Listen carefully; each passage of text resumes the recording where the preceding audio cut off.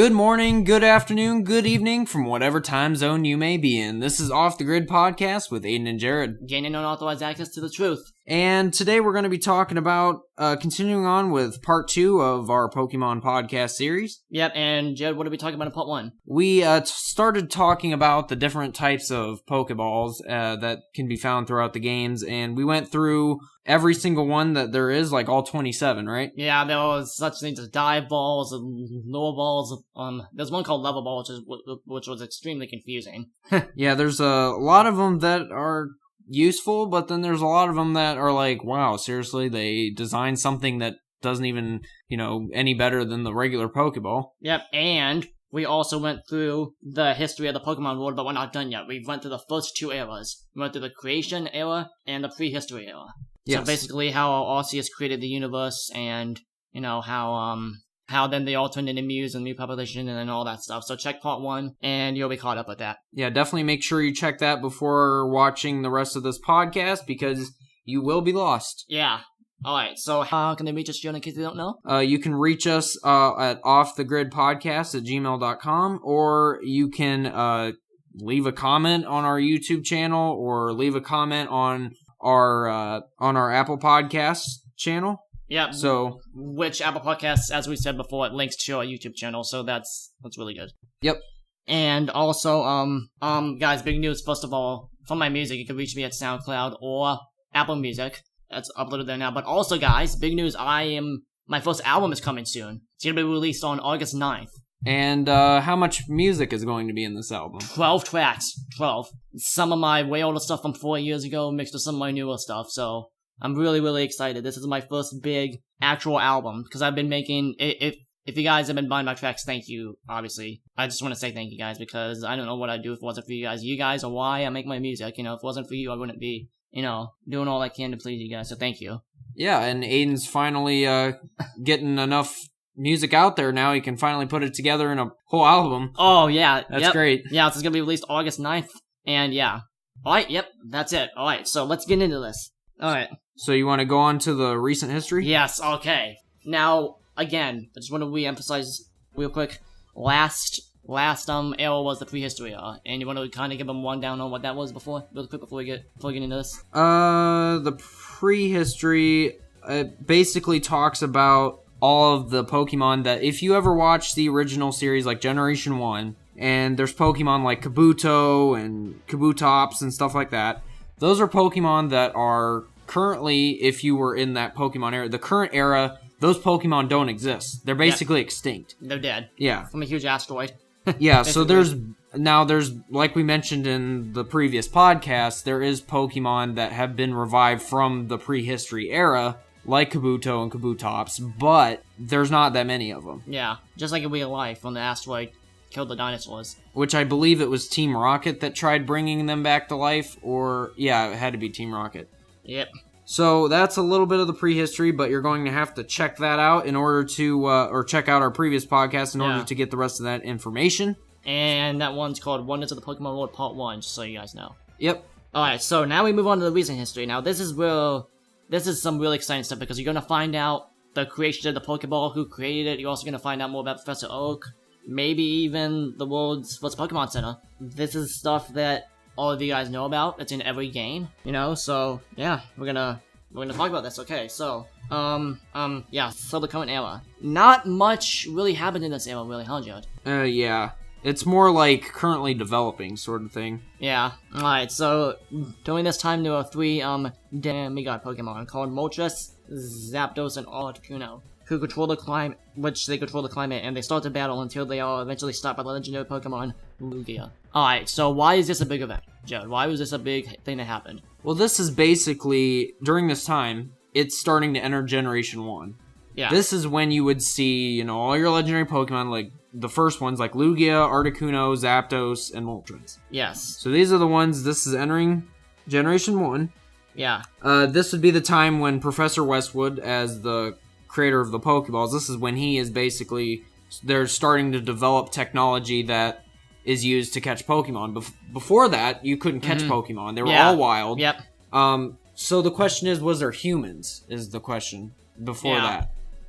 because I'm not too sure if Well, there didn't was... it say in prehistory that there were tribes that actually worshipped Oh, yeah, that's true. So there was humans before the recent history section, but they weren't able to basically tame Pokemon. Now, we don't able to control them. Yeah, weren't able to control them. Now, we're not sure whether they live side by side. Maybe they're like, some of them were befriended some of them, maybe, but none of them where they can like capture them in a Pokeball and like, take them in their pocket wherever they go. They couldn't do anything like that before Professor Westwood, so...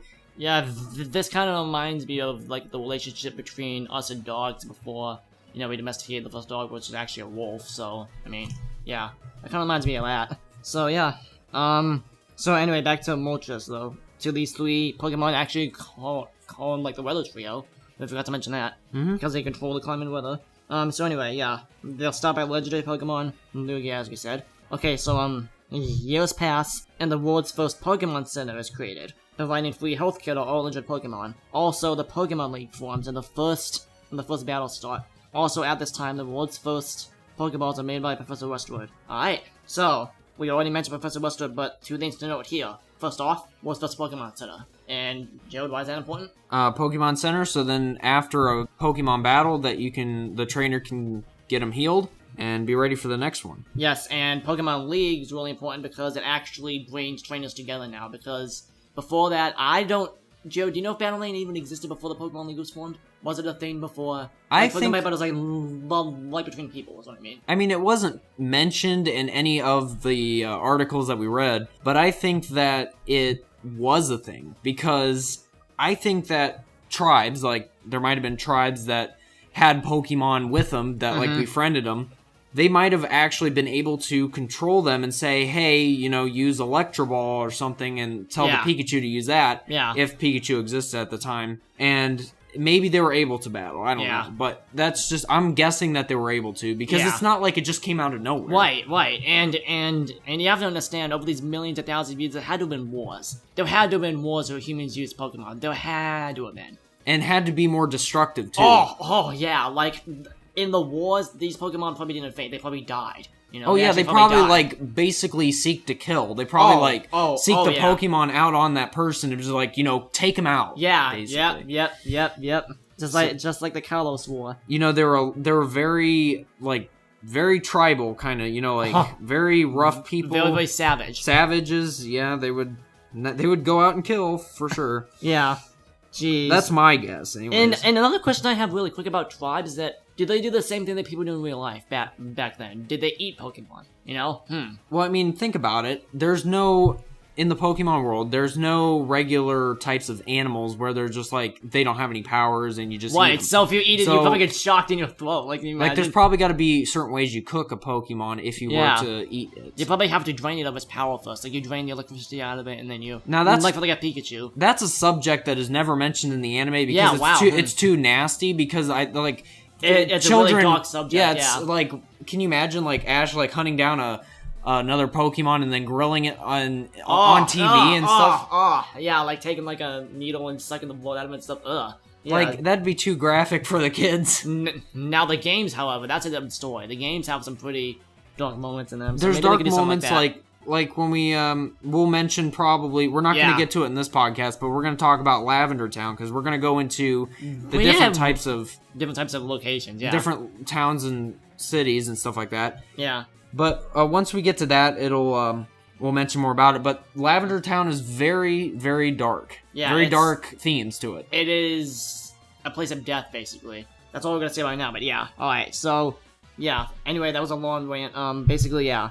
Pokemon Center and Pokemon League. Now continuing here. On the recent history, obviously. Humans land on the moon and find what they think to be aliens, but are actually Pokemon. Also, at this point, the Pokemon Porygon is created through scientific engineering.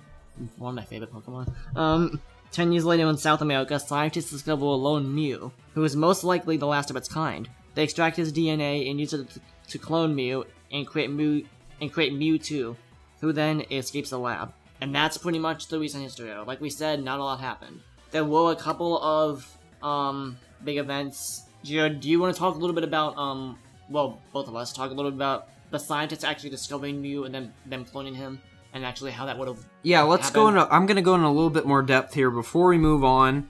I want to mention that, and we don't have it here in the notes, but I want to mention that Mew was taken to a lab. Yeah. But it wasn't just by any scientist by any means. It was Team Rocket specifically.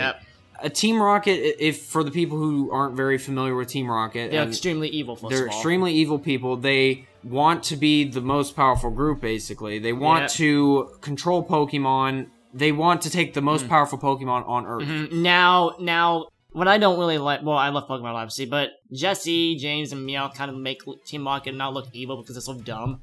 Yeah, but they're basically... They're probably not even part of Team Rocket. I don't even count them as part of them. Because they're just... I mean, I'm going to disagree with you that they are part of Team Rocket, but Giovanni, the leader of Team Rocket, he doesn't have high expectations for him because he knows that they suck. That they're stupid, yeah. And anytime that... That's actually why he makes them catch stupid Pokemon, basically.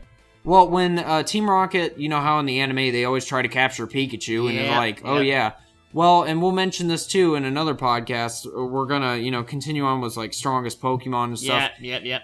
I want to mention also that Pikachu's, Ash's Pikachu is different. He's extremely strong. He's extremely powerful. Way different than other Pikachu. It's a rare thing. Not all Pikachus are as strong as Ash's. So that's why Team Rocket is so attracted to it, and, we're going to talk about that later. But, yeah, that's... you may think it's like, wow, Team Rocket, why are you going after a Pikachu when you can go after, like, a Mewtwo or something like that? Well, first of all, they did. They created the dang thing. Yeah, actually, but it's like, why, wouldn't you think that, like, Jesse, James, and Meowth would try capturing, like, Moltres or something? No, because they're stupid. They're stupid, but then they're like, well, Pikachu is very powerful, and actually, if you didn't know... Giovanni wants Pikachu. Yeah. It's mentioned in the anime. Yes, really, Giovanni is the one that wants Pikachu. I mean, Jesse, James, and they probably don't even care about what Pokemon they catch. They'll probably just... if you notice that they catch a lot of different Pokemon in the show. Oh, yeah. Like hundreds. Yeah, they try catching... Well, try. They actually... I don't think they have ever succeeded in catching one. And well, they caught that cat one that Giovanni always has. I mean, they might have caught that. I don't know if that was what Giovanni... is he called? What is he? Persian? Yeah, Persian. Sorry, yeah. They might have caught him, but... Yeah, so that is actually the whole creation story for you. And, so definitely, it's not by any regular scientist, it's by the evil organization Team Rocket. Yeah. That has created Mewtwo. Do you want to kind of talk a little bit more about that specifically? Because it's weird to me, because you have two halves to them. You have the Team Rocket that's the dumb side, and then you have the absolutely evil, maniacal, Nazi-like, actual side. So, like, why... basically, my question is, why would Team Rocket... Why are they so evil? Why... Is there something that drove them to... Like, were they always evil? Was there something that happened to them that made them become evil? Was there... Well, I have a solution for that, to that question. Team Rocket... As an organization as a whole, the organization is to catch the strongest Pokemon that there is out there. Okay. But by doing that, they are very evil in the way they do it. They can hurt them, and they do all sorts of bad things to them. Sometimes maim and even kill, sometimes. Yeah, in the process, they hurt people, too. They don't care. They're gonna... Whoever's standing in their way, they're gonna take them out. Just like how... Giovanni has, tried taking out, Red in the one? Yeah, yep. So, just things like that. And so, you might be like... What are some of the worst things they've done? Do you know, like, can you come up with, like, a quick thing about, like, what are some of the worst things that they've done? Well, obviously, Mewtwo created that. Yeah, obviously. They have... Have they destroyed any towns? Have they killed lots of people in a short time? Have they, done invasions and stuff? Well, I'm sure they have, but I just can't think of it off the top of my head. But, now, you may look at... The first thing you'll look at about Team Rocket is you'll look at Jesse and James, because they're like the face of the anime for Team Rocket. Yeah. And people are like, wow, Team Rocket sucks. I mean, do you just see that? And you're like, there's only 3 members that are in Team Rocket. Yeah. Excluding Wobbuffet. Yeah. But, Team Rocket is so much deeper. If you guys look a little bit more, it's so much deeper. It's so much more evil. Now, this is even shown in the anime. There's divisions of Team Rocket. Yep. They're different groups. I actually didn't know that. Wow. There's actually different groups. There's the Jesse and James and Meowth. That's a different group. They're like split up into groups. The whole group is probably dumb. The whole group was probably dumb. Because if there's more people like them, Well- I just imagine it's a whole group of them that's just stupid, that's just going out there and just... Well, there's some like, did you ever watch that? Remember that one guy Butch and Cassidy? I think is the two another group of Team Rocket. Nah. I don't. Well, they're like basically Jesse and James rivals Okay. in the show. And I'm guessing that they're not stupid, right? No, they're serious. They're like actually get crap done. They're like, Okay. you know, let's Yeah, do this. They're actually scary. And they have evil, like yeah. a whole plan. They know exactly what They they're don't doing. do that stupid intro every time that they, you know... They actually do have a different intro though. Oh. But the thing is about Butch and Cassidy, they're different and they're a lot better than Jesse and James They know by how all to get means. crap And done, yeah. so that proves my point exactly. There's different divisions, different teams of Team Rocket. Yep. So it starts from Giovanni, okay? He's basically the CEO of Team Rocket. Well, more technically he's a founder, but... Founder, yeah. leader, CEO, so same this is thing. Whatever, yeah. He's all of that. And then it stems down into different teams, and they're divided up, and I don't know how they divide up teams, but Meowth is like, at the beginning, Meowth is like the smartest one, and he's It like, goes more- he's like, why am I stuck with these guys, you know, Yeah, sort yeah. of thing. Could be right by Giovanni's side, but yeah, I'm stuck with... you Yeah. know, Oh, with these yeah, stupid heads. in the show, he was jealous of Persian. For real? Because, yeah, he was jealous because Persian is the evolved form of Meowth. Yeah, and and not only he- that, he's by Giovanni's side. Yeah, so... and he wanted to be by Giovanni's side. Yeah. I don't know if you forgot about that, but yeah. That was a nice lead in actually. Wow. Yeah, so, okay. Do you want to one more thing?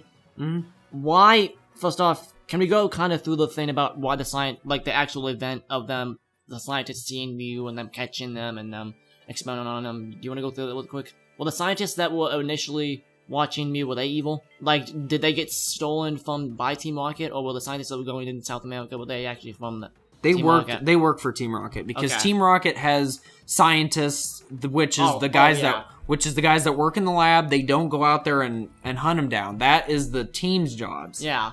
Yeah. So like Jesse and James, that would be their job to go hunt down the Pokemon and capture them. Yeah. They're basically the bounty hunters. Alright, so... yeah, bounty hunters that catch them and they bring them back to the lab while they experiment on them. Now, Jared, so they catch Mew, right? They put him in the lab, right? Mm-hmm. How brutal exactly is this experiment in splicing? For the people that don't know, how brutal is this creation of Mewtwo? How brutal is this? What do they exactly do to Mew? You know, what do they exactly do to him? It has to hurt extracting DNA from. I mean, there's got to be like some sort of shock to the physical, its body, you know. Is it like it's probably like torture, right? It's probably like that's how Mewtwo became so violent because it basically grew up with a violent family. That Team Rocket was his family. That was basically. programmed into it. It was programmed from birth to kill. You know. And all the bad things it did to Mewtwo. Because if they were that's what I want to talk about. Like, what bad things did they do to him? That's what I was trying to get at. Like, what did they do to him that was so... I mean, I would have to watch the movie again because it's been so long, and I kind of wish I watched it before talking about it. But we'll watch it again. The first movie with Mewtwo in it. Oh yeah. What I'm guessing is that they probably just poked him with tools and stuff. They prodded him.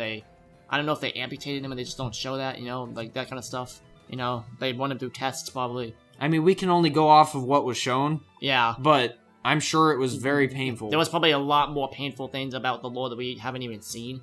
Mm-hmm. You know, that wasn't shown in the anime. But... yeah, but it's still brutal. Yeah. So, and what do you think Mewtwo feels when he's breaking out of the lab? How mad do you think he is because of everything that they've done to him? I mean, he has a rage. I think of this when I think of Mewtwo. I have a reference to Frankenstein. Yeah, because Frankenstein's monster breaks out of the lab. It's the exact same situation too. Yeah. Yeah. Because remember, he was experimenting on. He was raised in a lab. And he was rejected by his master. Yeah, not only his master, but by society, because Mewtwo is rejected by society too, right? Right. Isn't Mewtwo? Yep. So it's basically like a Frankenstein cover. But he can lift people Pokemon. up with his mind and use psychic energy. Yeah. Yeah, so, yeah. So definitely... there's a reason why Mewtwo's so pissed off all the time. Yeah, and that's shown in future movies too that came later on down the road. Genesect and Mewtwo were in the same movie, and that shows a lot more of the rage of Mewtwo. How much pain he's been through, and just how much. Yeah, I mean, Ash has tried to reach out to Mewtwo multiple times and has been rejected because they don't like human. Mewtwo does not like humans at all. He absolutely hates them with. Actually, And Yes. Mewtwo loves Pokemon, though. Is Okay. actually likes other Okay. Pokemon. Is there one human he loves? One out of every single human on that planet. Is there one that he cares about? Or is it just one? I don't know. I mean, there has to be at least one. I would have to watch the Genesect movie again with Mewtwo in it because... Yeah, we're gonna have to watch it after the podcast if we got time. Yeah, because this one's interesting because I think, if I recall correctly, at the end of the movie, Mewtwo starts getting closer to Ash, like starts to get comfortable with him, it's like, okay, well, he's here to help, he's not trying to hurt me, he's a really good guy. And he's not that bad, yeah. Yeah. So, if I recall correctly, I think they were starting to get used to... I think Mewtwo was starting to get used to human contact. And then a freaking thing happened, probably made him mad again. But yeah, so basically all that was saying that Mewtwo's he's been through a lot. Yeah. Yeah. So, Alright, so now we're gonna move on to different kinds of Pokemon.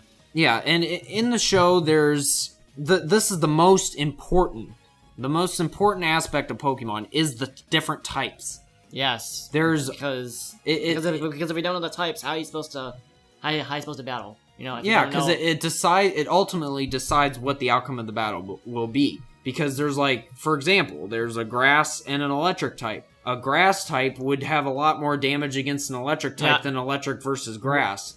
So that'll ultimately decide your strategy. You'll be like, well, I'm facing a water type Pokemon, so I want to use electric type instead of using, fire type, because that's not going to help. And also, water against electric. Water would be more powerful because obviously water that's just basic. And it's just basic knowledge, that's what I love about Pokemon, is that there's actually strategy involved. Yes, and no matter if you play the card game, a video game, or if you watch the anime, you see strategy in every single one. And it gets a little bit more difficult when it starts to get into the psychic type and flying type.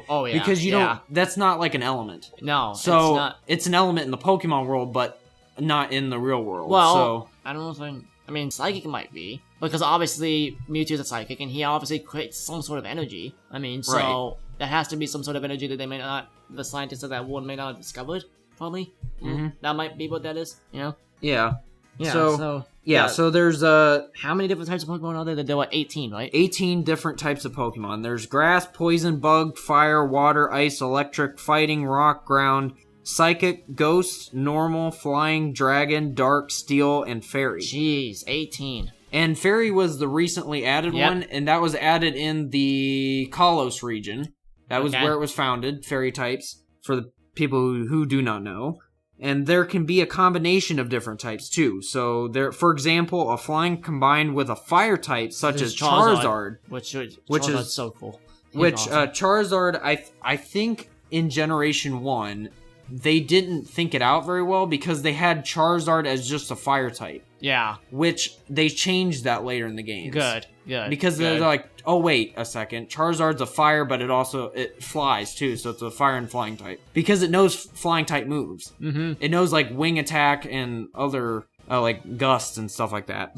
Yeah, sorry. What's so funny? I'm just thinking of Ash's Charizard, that one episode where he was in the Pokemon League battle and he's just laying down wanting to sleep and he's like, Charizard, you can't be sleeping on my biggest battle ever. Get up.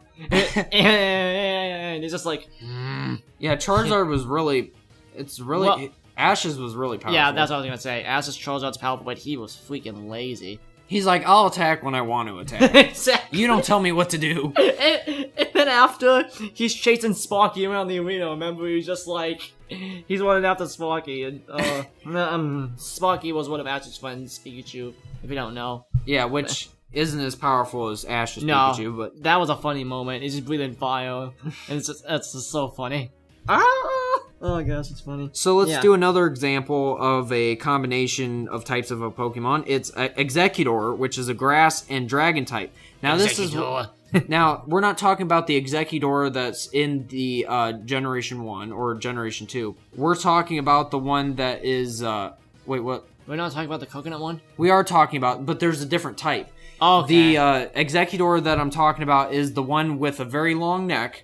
And it's the Alola form. Okay, so have you ever seen that one? Yeah, I've seen it, but it's not an evolved form of Executor or anything. It's in an entirely different. No, it's a different type of Executor.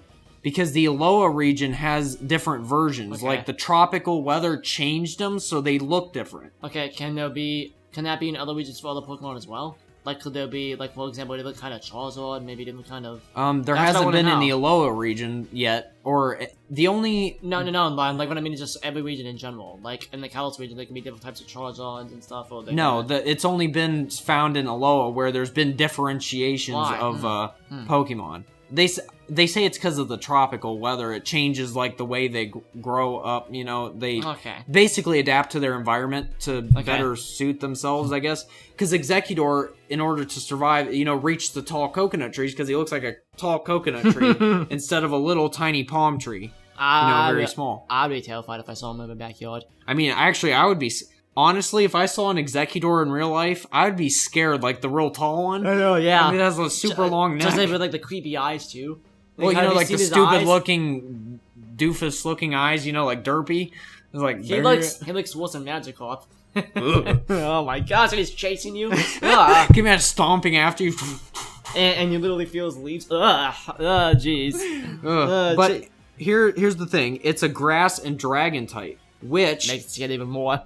Which is cool, because the original Executor was only a grass type, instead of a dragon type too. Correct. Yes. So that's due to the Alola forms, which, if you look that up, you'll see a whole bunch of different versions, like a Sandshrew. I'm pretty sure there's a different version of Sandshrew. Sandshrews are so cute. I love them. Yeah, so cute. There's an Alola form of Sandshrew. Okay. So that's pretty cool. Don't you, dude? Sandshrews are cute. Yeah, I like that one too. They're really awesome. Oh, or I wanna have one. Or how about Amistar, which is a water and a rock type. Yep. Which Amistar is a prehistoric Pokemon. Yep. Which is we did mention them. Yes. When we were talking about all the different Pokemon rising from Mewtwo. I mean from Mew. Sorry, jeez, not Mewtwo. Jeez, those years before it even existed. But yeah, before Mew. Yep. So yeah, Amistar is one of the prehistoric ones, and it is a water and rock type. So if you don't know, the one when it has a different type, so if it's water and rock, if it has those two different types, it can use both water type moves and rock type moves. Yes. Which is nice. Yeah. So especially if you're like, well, I need to have a Pokemon that has rock type powers, but I also want one that's water. You know, it's a 2-in-1 deal. Yeah, it's a done deal, man. And Amistar always looks like he has his mouth open. Yeah, I mean, I'd be scared of an Amistar too in real life if I saw one of those. They're kind of scary. No, but he'd probably choke because the bug would probably just fly in his mouth and be like, and he always has his mouth open. So, and he never been able to swallow. So, so here's another one. It's a very interesting combination. It's a Lantern. It's called Lantern, which is like a fish-looking Pokemon. Yeah. It's water and electric. What do you think about that? That is freaking weird. And he doesn't get hurt at all by that? Nope, apparently. So that would mean he would be resistant to electric and water type moves, even though he's a water type Pokemon. And it's weird. I have a theory. Could it be that he naturally produces the chemicals that that the people use for potions on stuff when they have to heal their Pokemon? Like whatever the chemical is, that heals shock or that heals, drowning or something. That's a good question. Does he naturally produce that chemical in his body? Yeah, I don't know. See that actually makes sense if that, See, I never thought that was possible, a water and electric type, and that's really one of the only ones that is like that. Yeah. I think it's Lantern.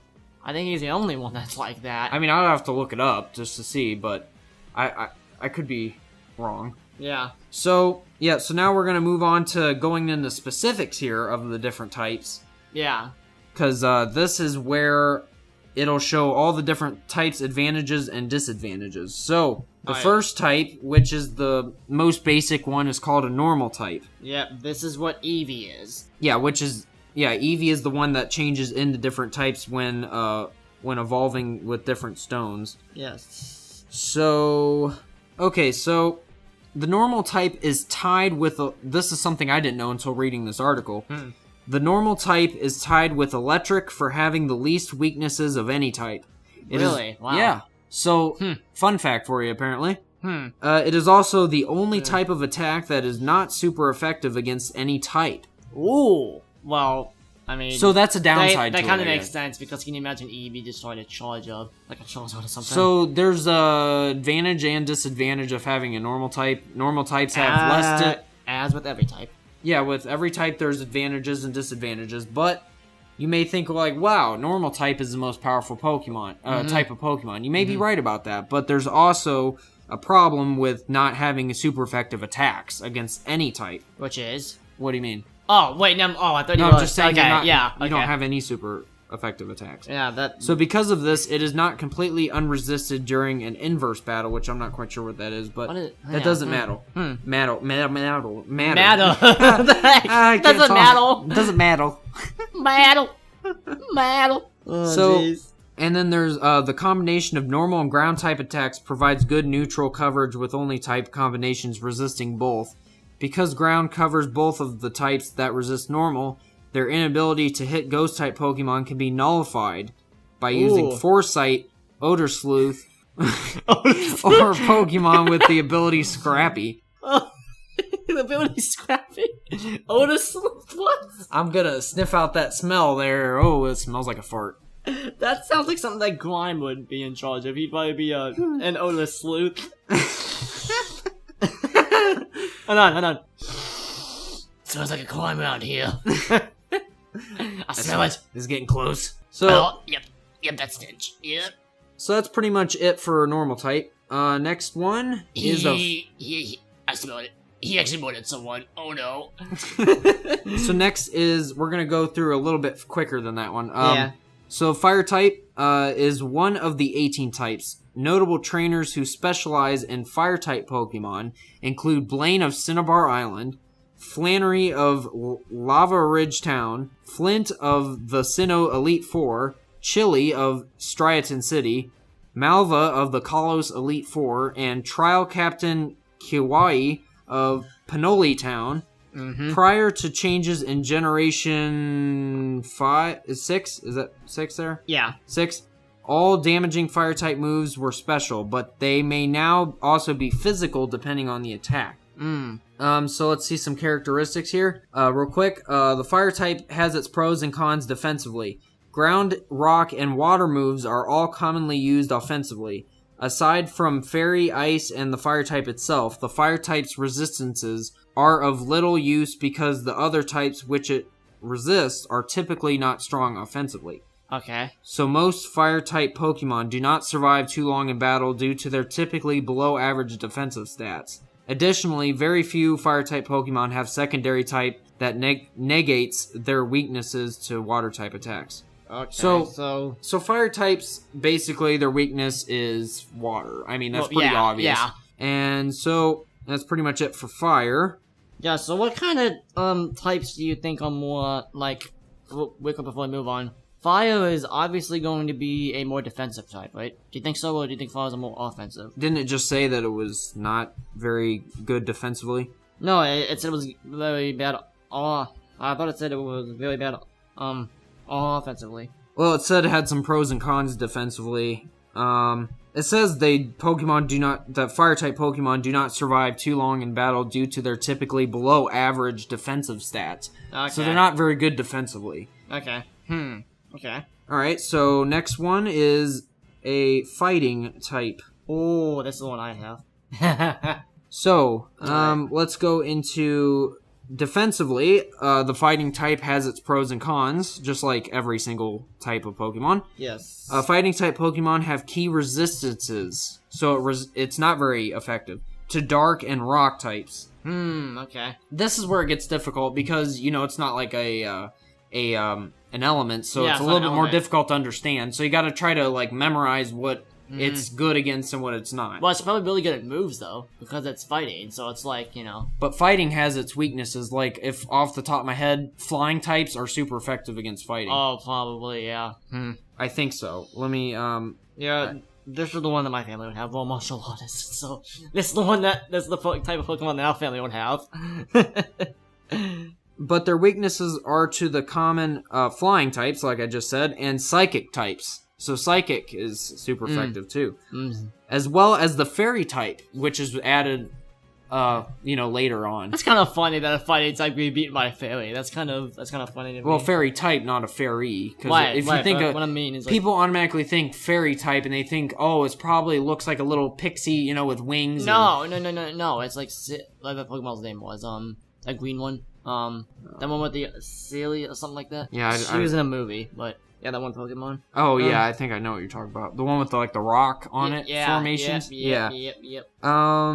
Okay, so it is also highly likely for a fighting type to fall to strong super effective attacks in one turn due to their typically mediocre defense and special defensive stats. Wow, Bulbapedia, you just straight up said that, hey, you guys suck whether you're using if you don't use a super effective. Wow. So basically, fighting types basically are more offense than defense. Offense oriented, yeah. And you can relate that to the real world, oh, right? Yeah. I mean, you don't want to, in fighting, you don't want to always block. You want to go at them most of the time. Well, presumably Jiu-Jitsu is a highly defensive art, but yeah. Most of the time, you go after the person and fight. Yeah, we could probably talk about martial arts in another podcast, probably. Martial arts podcast, probably. We'll talk about that in a whole other podcast. Jared, before we move on, we've kept saying that we'll, it's a tradition. It's a tradition. Yeah, we gotta say that every podcast. Yeah, we always say that we're gonna do in another podcast, and we need to own up to our promises. I mean, come on, man. What are you doing? Yeah, we're gonna, we'll put this into another podcast. 2 weeks later. Oh, nope. We didn't do that yet? Oh, okay.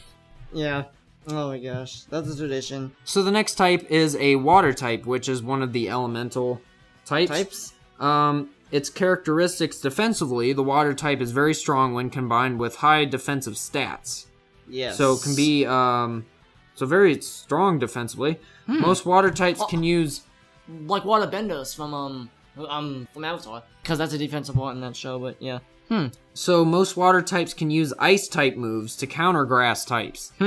So that's interesting because now a water type can resist a lot of grass type attacks instead of it being like, whoa, I'm getting attacked and boom, I have no hope in winning. But most of them can learn ice types, especially if you ever know in the games you have a device called a TM, which you teach them. It's like teaching a move. I think is basically move teacher. I think it'd be like move teacher. But what if it actually stands for trademark? Yeah, kind of funny. Well, I mean that might make sense. Trademarking that move, maybe. I mean, that's true. I don't know. That'd be weird though. Go on, trademark. So yeah, you got a trademark 84. Oh my gosh. As such, electric types are the only true threat to water types. So grass types, it is super effective against water, but at the same time they can defend. Yeah. But electric types is different because don't have a chance. Yeah, they really don't have much to defend them against with that type of attack. As few Pokemon of the water type can learn strong ground type moves. However, water types that have grass, ground, or dragon as their other type have the advantage of having their electric weaknesses nullified. As we were talking about, different combinations help. If you're weak in one area, if you're also a different type of Pokemon, it can help in another. Yeah, exactly. That's where it makes it more difficult for coming up with a strategy. Yeah, really. Like for example, like a normal I keep using Magic Club. I'm gonna have to. No, you know what? I'm gonna use a Gyarados. A Gyarados might stink against a Pikachu, but if Pikachu's fighting something like a like a rock type too. Yeah, if it's rock. I was gonna say like an Almastar. It might be. It might be a little bit harder. Yeah, because it might end up, getting rid of those water-type moves and just going strictly to rock. Yep. Oh, man. And so... Now for the... Although these type combinations are neutral to ice, it is possible to deal 4 times damage with Freeze Dry, which I'm guessing is a... Let me click on that, which is an attack. Okay, if you click on that... Duration 6. That reverses the water type's resistance to ice.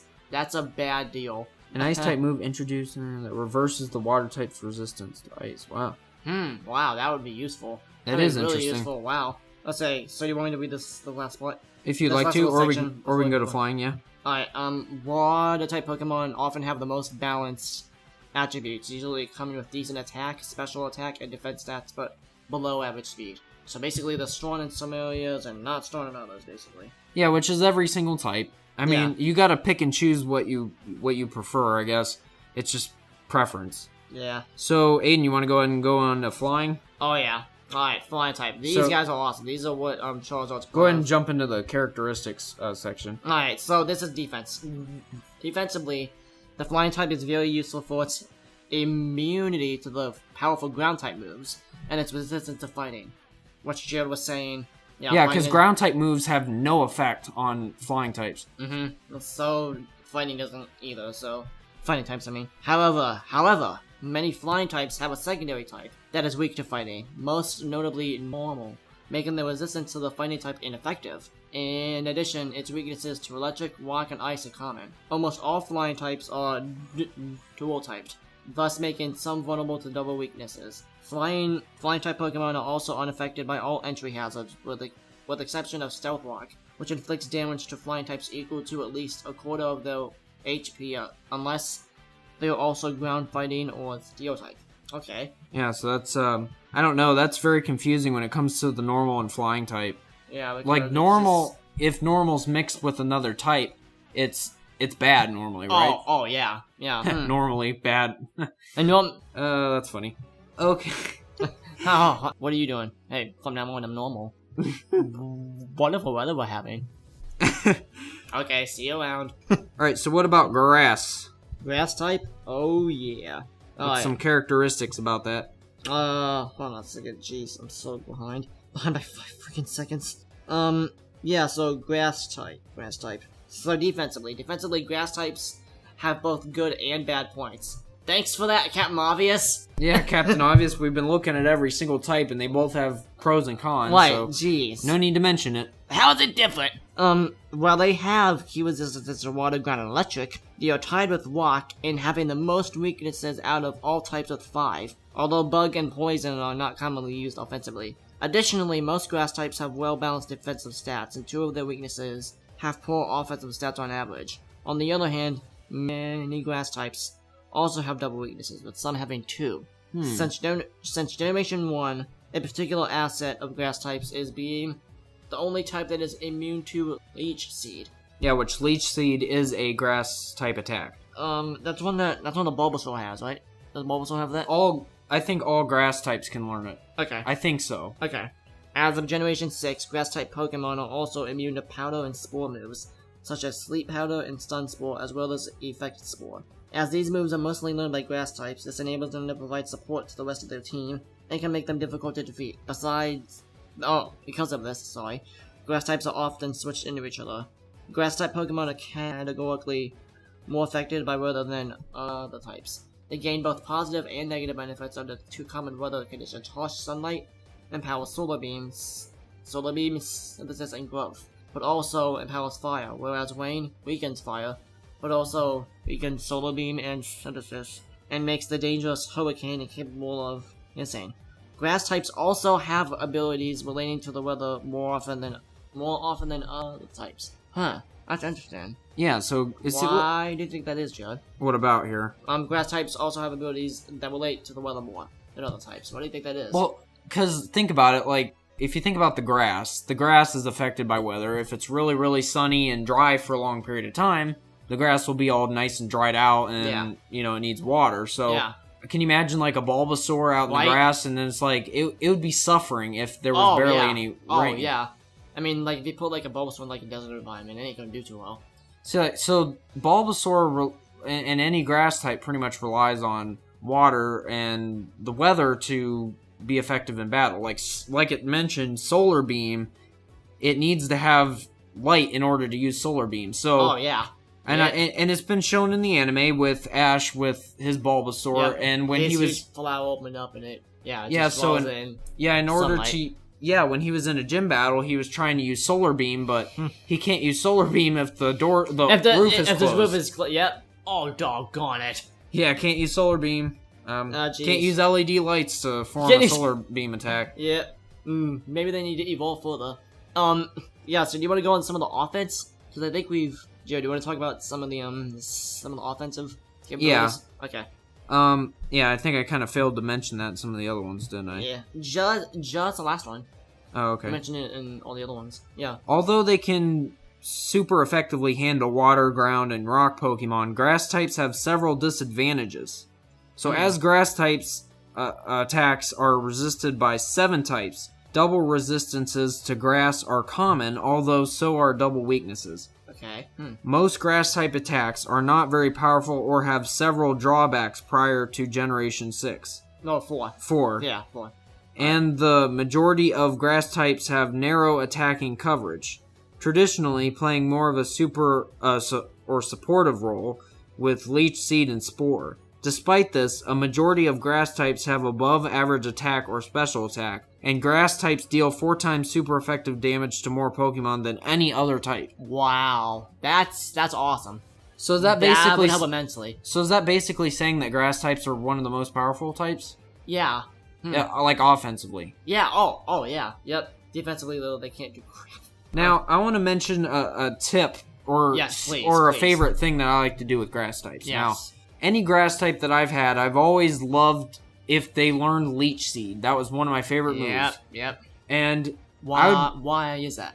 because when I'm in battle, and say I do have a Bulbasaur, because that, it's a great example there. Yeah. If you have a Bulbasaur or any grass type, and you have Leech Seed, you can do Leech Seed at the beginning of the battle. That's what I like to do, because Leech Seed will keep on sapping health from the other Pokemon, the enemy Pokemon, throughout the battle. Okay. So it'll help you stay in the battle longer. Instead of having to go into your backpack and pull out a potion. And waste it on a Pokemon that's probably not very valuable to begin with. I mean, Well, it's not so much that, but you'll save potions if you use Leech Seed. Yep. So don't use Leech Seed when you're like, 15 HP left and it's like, please save me, Leech Seed. Because it only takes a little bit at a time out of the Pokemon. Yeah. So it's not going to help you if you're on, 15 HP and you're like, please save me, Leech Seed, you're my last hope. You want to use that at the beginning. Soul was reference instead of please save me, Obi-Wan. But instead of that, please save me, Leech Seed. You're my only hope. And it's recorded like by R2. It's an actual, R2 actually projects someone going in, but it's a Bulbasaur, and he's like, help me, Leech Seed. You're my only hope. Luke is like, the hell is that? R2, did you program that in? Oh my god. I don't remember that. I can just imagine Luke's face is like, the heck? Alright, so the next one is Poison type. This is not... George Lucas, this is not in the script. So the next type is Poison type. Yeah. Characteristics of that, let's talk about the defense here. Alright, do you want me to do this one? Sure. Okay, defensively. The Poison type is considered one of the best in the game. Very interesting. Because of typing and move pool, it is adept in the infliction and management. Oh, I like that combination of words though. In the infliction and management of status conditions, especially poison and bad poison. Its weakness to ground can be mitigated by the variety of dual-type, grass, and bug poison Pokemon, as well as poison flying types and Pokemon with levitate. So what is that basically saying, like, though?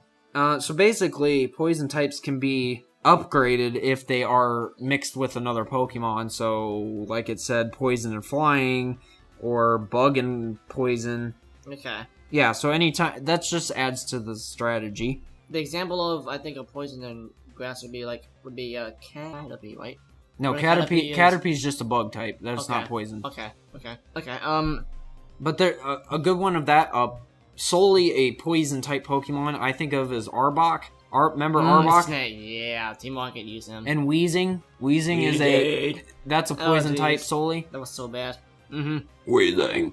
There we go. Kind of like that. And Coffee. Coffee. Oh my gosh, you sound stupid. And then there's also another snake type that I really like is Seviper. Yes. Yeah, that's another one of my... Jesse actually had that Pokemon in the anime. Okay, so... Where are we at? We were at Levitate, right? Yeah. Oh, no. We were at Psychic types. So psychic Pokemon. We skipped like half the offense and defense of poison. Oh, continue. Alright, yeah, sorry about that. Additionally, the poison type resists itself. Oh, that's pretty cool. That means if the poison Pokemon that gets poisoned by another poison Pokemon, it has no effect. That's pretty cool. Wow. Yeah, so it'll probably say in the game, like when you select a poison attack where it'll sap the health of that other Pokemon, it'll probably say it doesn't have any effect or something, so it won't even do anything. That's cool that they go into that much detail. Wow, that's really cool. That's what I love about Nintendo. Additionally, the poison type resists itself. Okay. Bug, fighting, grass, and fairy as of Generation 6, giving it as of Generation 6, giving it resistances to a substantial number of common moves. Psychic Pokemon can present problems, but many Poison types can learn Dark or Bug moves to deal with them. Similar to Ghost and Bug types, Poison types tend to utilize potent status and support moves, such as Toxic, Spikes, and Toxic. Jeez, what the heck happened to my phone?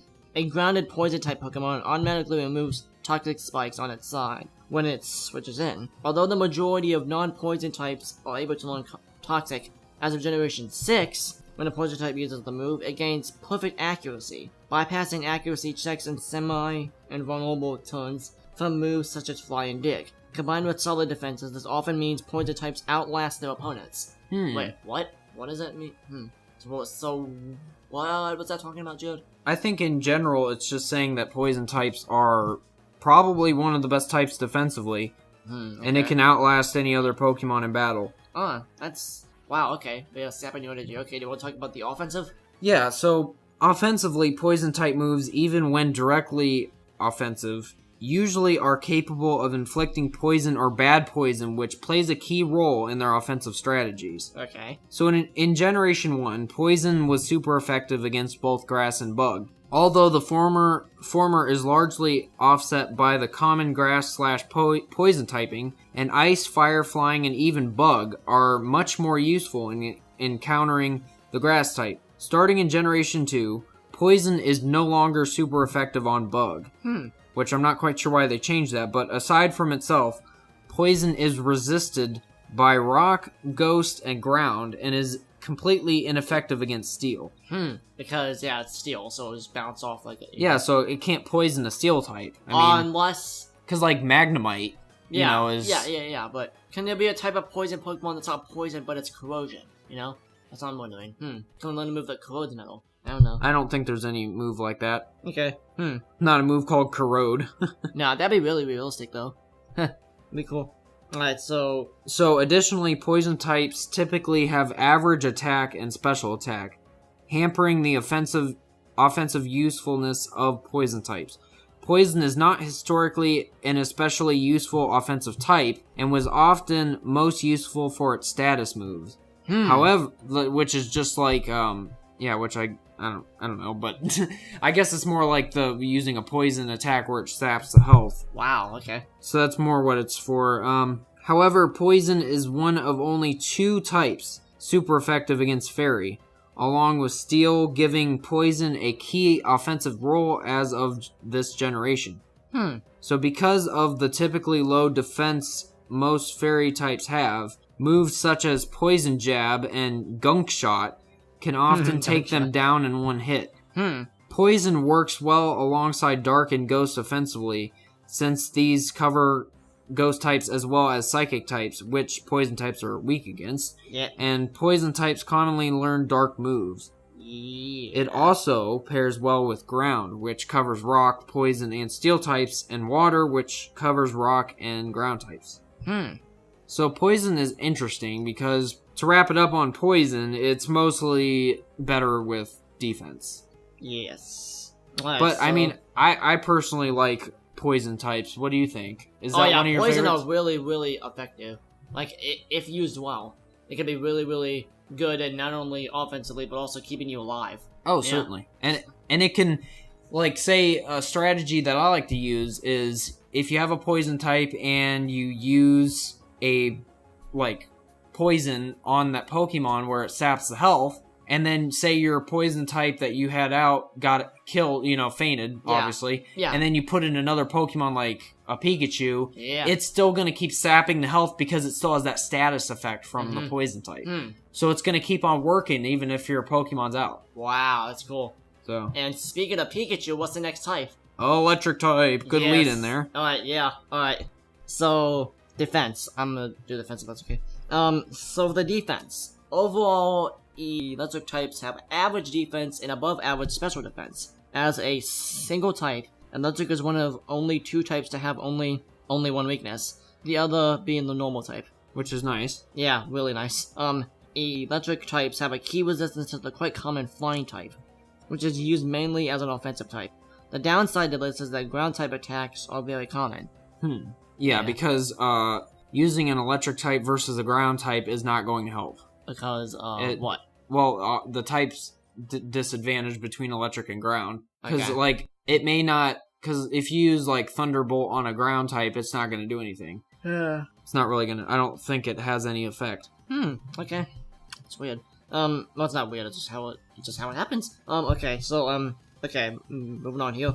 Thunder Wave, being one of the most reliable forms of inducing paralysis, is commonly seen on a wide variety of defensive Pokemon. Prior to Generation 5, only ground types were immune to Thunder Wave. As of Generation 6, electric type Pokemon are immune to paralysis, making many of them ideal sweepers. Yeah, that's kind of a stupid decision, though. I feel that electric Pokemon should have always been immune to paralysis. Yeah, You know what I mean? there's certain aspects which they're kind of fine-tuning it, and maybe they kind of overlooked it when they were making the game. I think that was just a mistake, and they're like, oh, yeah, okay. just a mistake on Nintendo's part. It's like, oh, we should have included Well, this Game from the Freak, get-go. but Game Freak. mostly Game Freak, because they're the one developing it. Game Freak's like, yeah, that was a mistake, we need to fix it. Yeah. But, also, I freaking hate paralysis as a move. I freaking hate that. Because That is so freaking annoying, dude. Well, sometimes you can be, paralyzed at the beginning of the match, and you're, Wait, perfectly... what? Huh?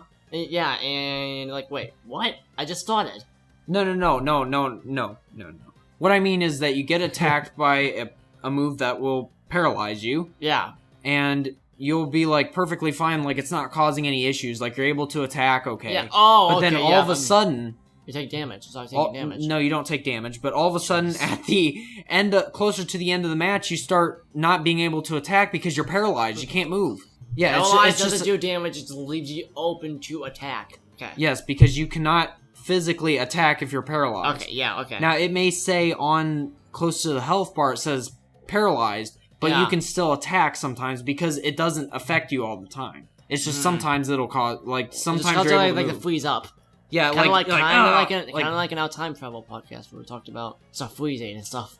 Yeah, but yeah. So not all the time does paralysis cause you to not the whole match you won't move, but just sometimes it stops you. But when it does, it's really annoying because it's just I'm trying to win against a goodness, I'm so daggone close to winning this match, but and this freaking I'm a little crazy and I got freaking beat by a Pikachu because he paralyzed me. Yeah, that's gonna be the most awful thing ever. Although pure electric type Pokemon only have resistances to other electric type moves, Flying and Steel, which is rarely used offensively, many dual type electric type Pokemon, such as Magnezone, have secondary types that give them a large total number of resistances. Also, due to their single weaknesses to ground, pure electric type Pokemon with the ability to levitate such as Electros have no weakness. Have no weakness. Does that mean they're not weak to any type at all? Or does it just mean that they're... Well, let's look at Electros right now.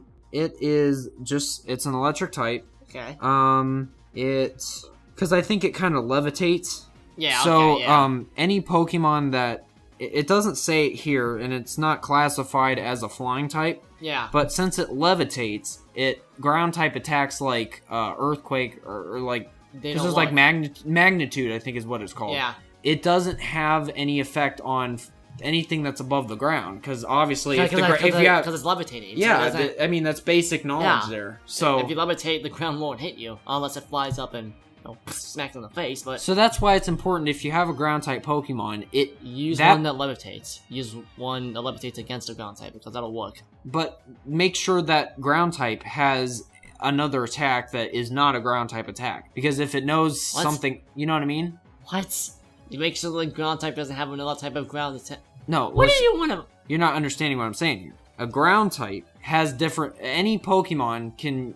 There's different moves that each Pokemon can learn. If it's an electric type, it doesn't mean it just has electric type moves. There might be other moves like a normal type move that it might have, so it might be better to use a normal type over an electric type attack. Okay, I understand now. So, if it's a ground type, you might want to use an attack that a ground type can also learn, but make sure you have a variety. Oh my gosh. You know what I mean? Yeah. Okay, yeah, variety. Sorry, oh my god, that's so confusing. confusing. No, it's not you, it's just so confusing. Jared, do you want to talk about the offensive? Yeah, let's go back into that. Alright. Electric type Pokemon often have high speed and special attack stats, which if you think about Pikachu, Do you know how fast Pikachu is? Oh my gosh, yes. Pikachu's like zipping across the field. If he uses like what is it? He uses his agility.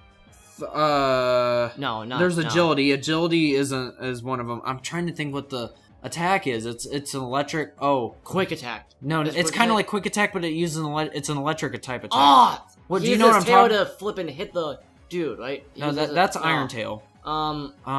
Oh goodness, I can't remember. It's a really common move that he uses, probably. Well, it's what Ash had his Pikachu use before, but holy crap! It's like a charged attack that Pikachu's able to use. Is it called Thunder Beam or something like that? No, it's like Thunderbolt, but quick attack mixed with it. So Pikachu has like electric wave following him as he's running. So there's Pika, Pika, Pika, Pika, Pika, and he like charges and boom! Oh man! You know, charges right into him with electric wave. You know, so it's.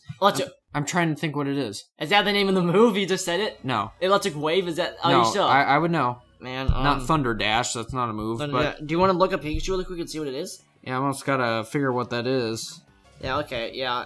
Sorry we don't know that, guys. We should. So, Aiden, you look that up while I continue here. Okay. If that's okay. Yeah. So, obviously, yes, it's okay. So the ability of the electric type to hit the very common water and flying types super effectively is important for many offensive Pokemon. Mm-hmm. Moreover, the electric type pairs well with other common attacking types such as ice. Yes. Which is super effective against ground. Super effective.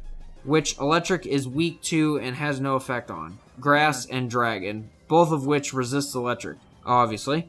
Yeah. Definitely grass, you would realize that. But additionally, there are only a few Pokemon that have a double resistance to electric type attacks. Most electric types also have an access of learning Volt Switch, making naturally fast electric types excellent at keeping momentum in the battle. Okay. Again, the downside to this is that electric type moves are nullified by ground. Okay, Similar to grass types, electric type Pokemon often have shallow attacking move pools, consisting only of their stab attacks, which I'm not quite sure what that is. Is it called back to Pikachu really quick? Is it called is it called Volt Tackle?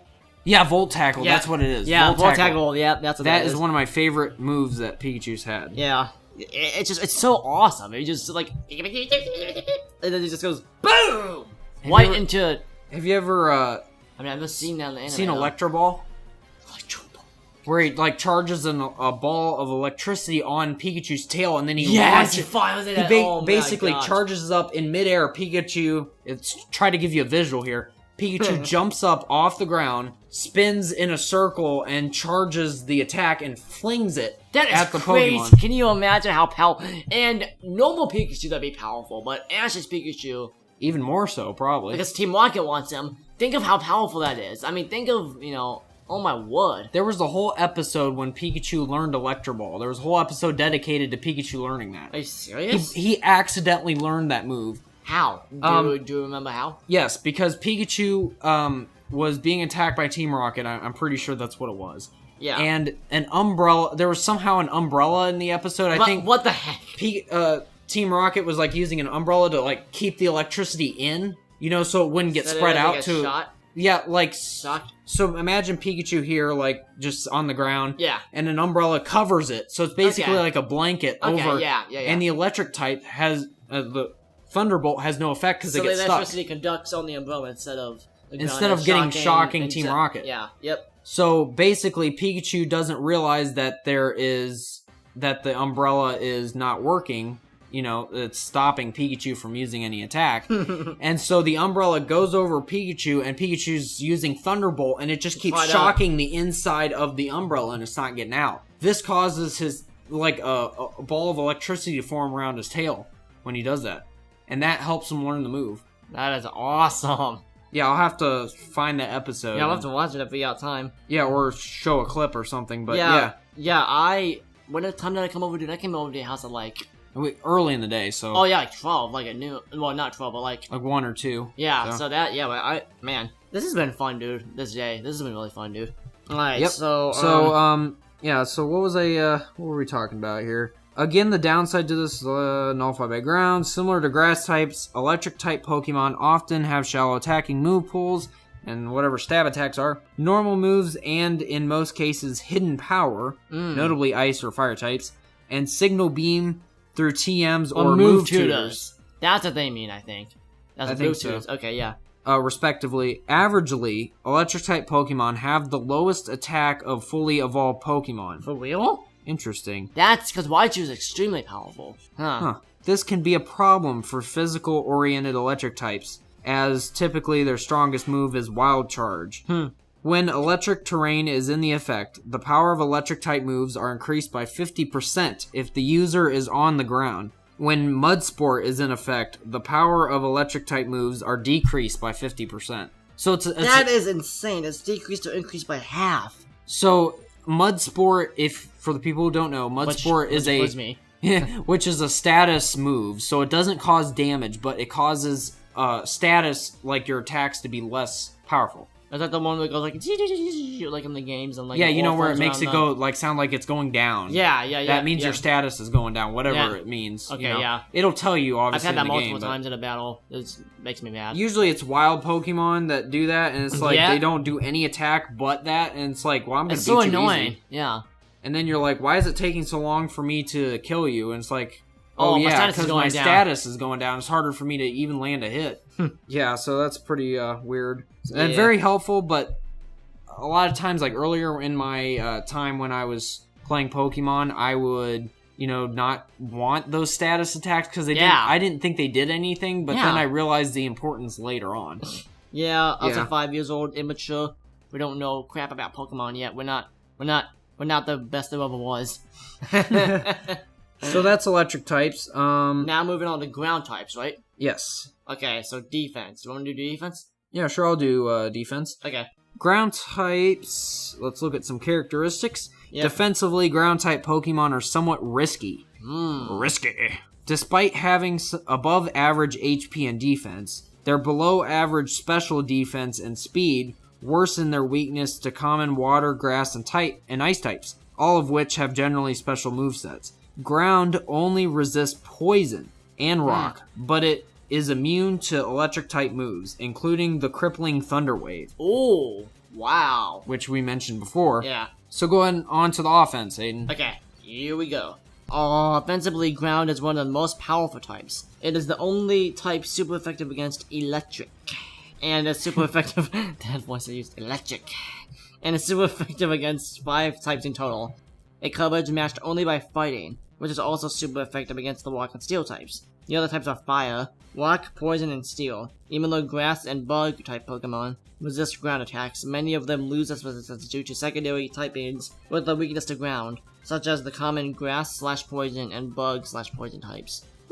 Okay. Ground type physical moves are commonly known and have many potent options, most notably Earthquake, which has high attack power and widespread compatibility due to its TM status in every generation. Single target physical moves such as Drill 1 and High Horsepower can be generally considered and can be generally considered inferior options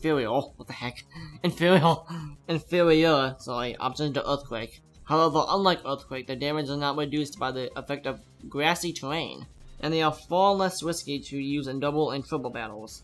Ground type special moves pale in comparison, considering the relatively low special attack stats of the majority of ground-type Pokemon. A special ground-type move with the best mix of utility and power is unquestionably Earth Power.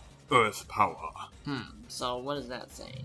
Joe, do you know what that's saying? That's ground-type special moves pale in comparison considering the relatively low special attack stats of the majority of ground-type Pokemon. So basically, even the special move have no effect, really? I guess so.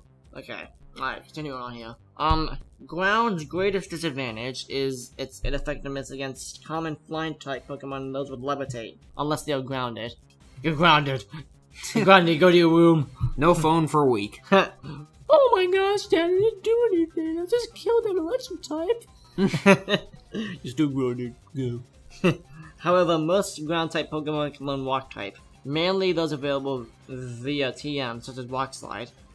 Moves to take down flying types, bug types which resist ground, and also ice type, which ground is weak against. Which, I want to mention something. Rock and ground types are very similar, in my opinion. Oh yeah. Excuse you. Yeah, sorry. You're like yawning up a storm over here. Oh my gosh.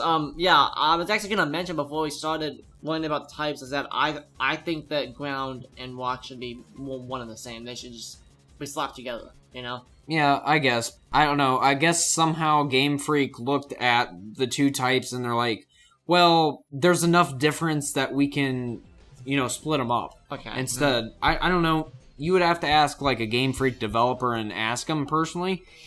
But, I mean, it would make sense to just slap them together, you know what I mean? Yeah, just what the heck. Oh, wow. We forgot to talk about this. No, I want to mention something. This is a fun fact. Notable trainers who specialize in ground-type Pokemon include Giovanni. In Viridian City. Giovanni. Yeah, look at the top of the thing, dude. The top of the article. It says, notable trainers who specialize in ground-type Pokemon are Giovanni. Which is interesting, because you think Giovanni would have a lot of poison types. Oh, yeah. And just... because he likes to kill his enemies nice and slow. I mean, that's really weird. Wow. I mean, that's, I guess, the stereotype when thinking of a bad organization like Team Rocket. Yeah. Which, actually, most of the Pokemon that Team Rocket uses is poison types. Yeah. I mean, look at Coffin. Oh, wow, yeah, I did the voice without even trying to, wow. I mean, but, look in the Coffin games, like, think about the Team Rocket members you fight in the game. Yeah. Those guys, they're called grunts, is what they call them. Yeah. In the games, they mostly have poison types. Yeah, it's just wow. Rocket is a poison-filled organization. And dark, poison and dark. Those two types are commonly used by Team Rocket.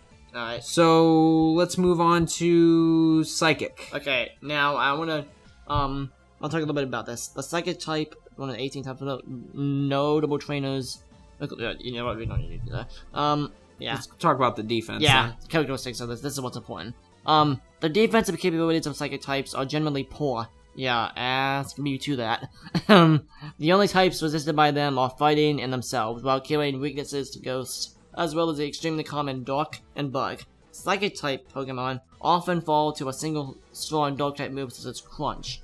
Ooh, yeah. Very dangerous. Just shuddering just thinking about it. Due to the high attack stat of many Dark-type Pokemon versus the typically low defense and HP of Psychic types. In addition, the low defense many Psychics have frequently makes their fighting resistance ineffective. Prior to Generation 6, Steel and Psychic types were exempt from those weaknesses due to their typing. But since Dark and Ghost are no longer resisted by Steel, this is no longer the case. Most Psychic types have a high special defense stat, as well as outliers, with high defense and HP stats, such as Lugia and Cresselia. Psychic type moves tend to have supporting effects, such as Reflect, Light Screen, Skill Swap, and Trick Room, which benefit both themselves and their teammates, giving them greater utility and survivability.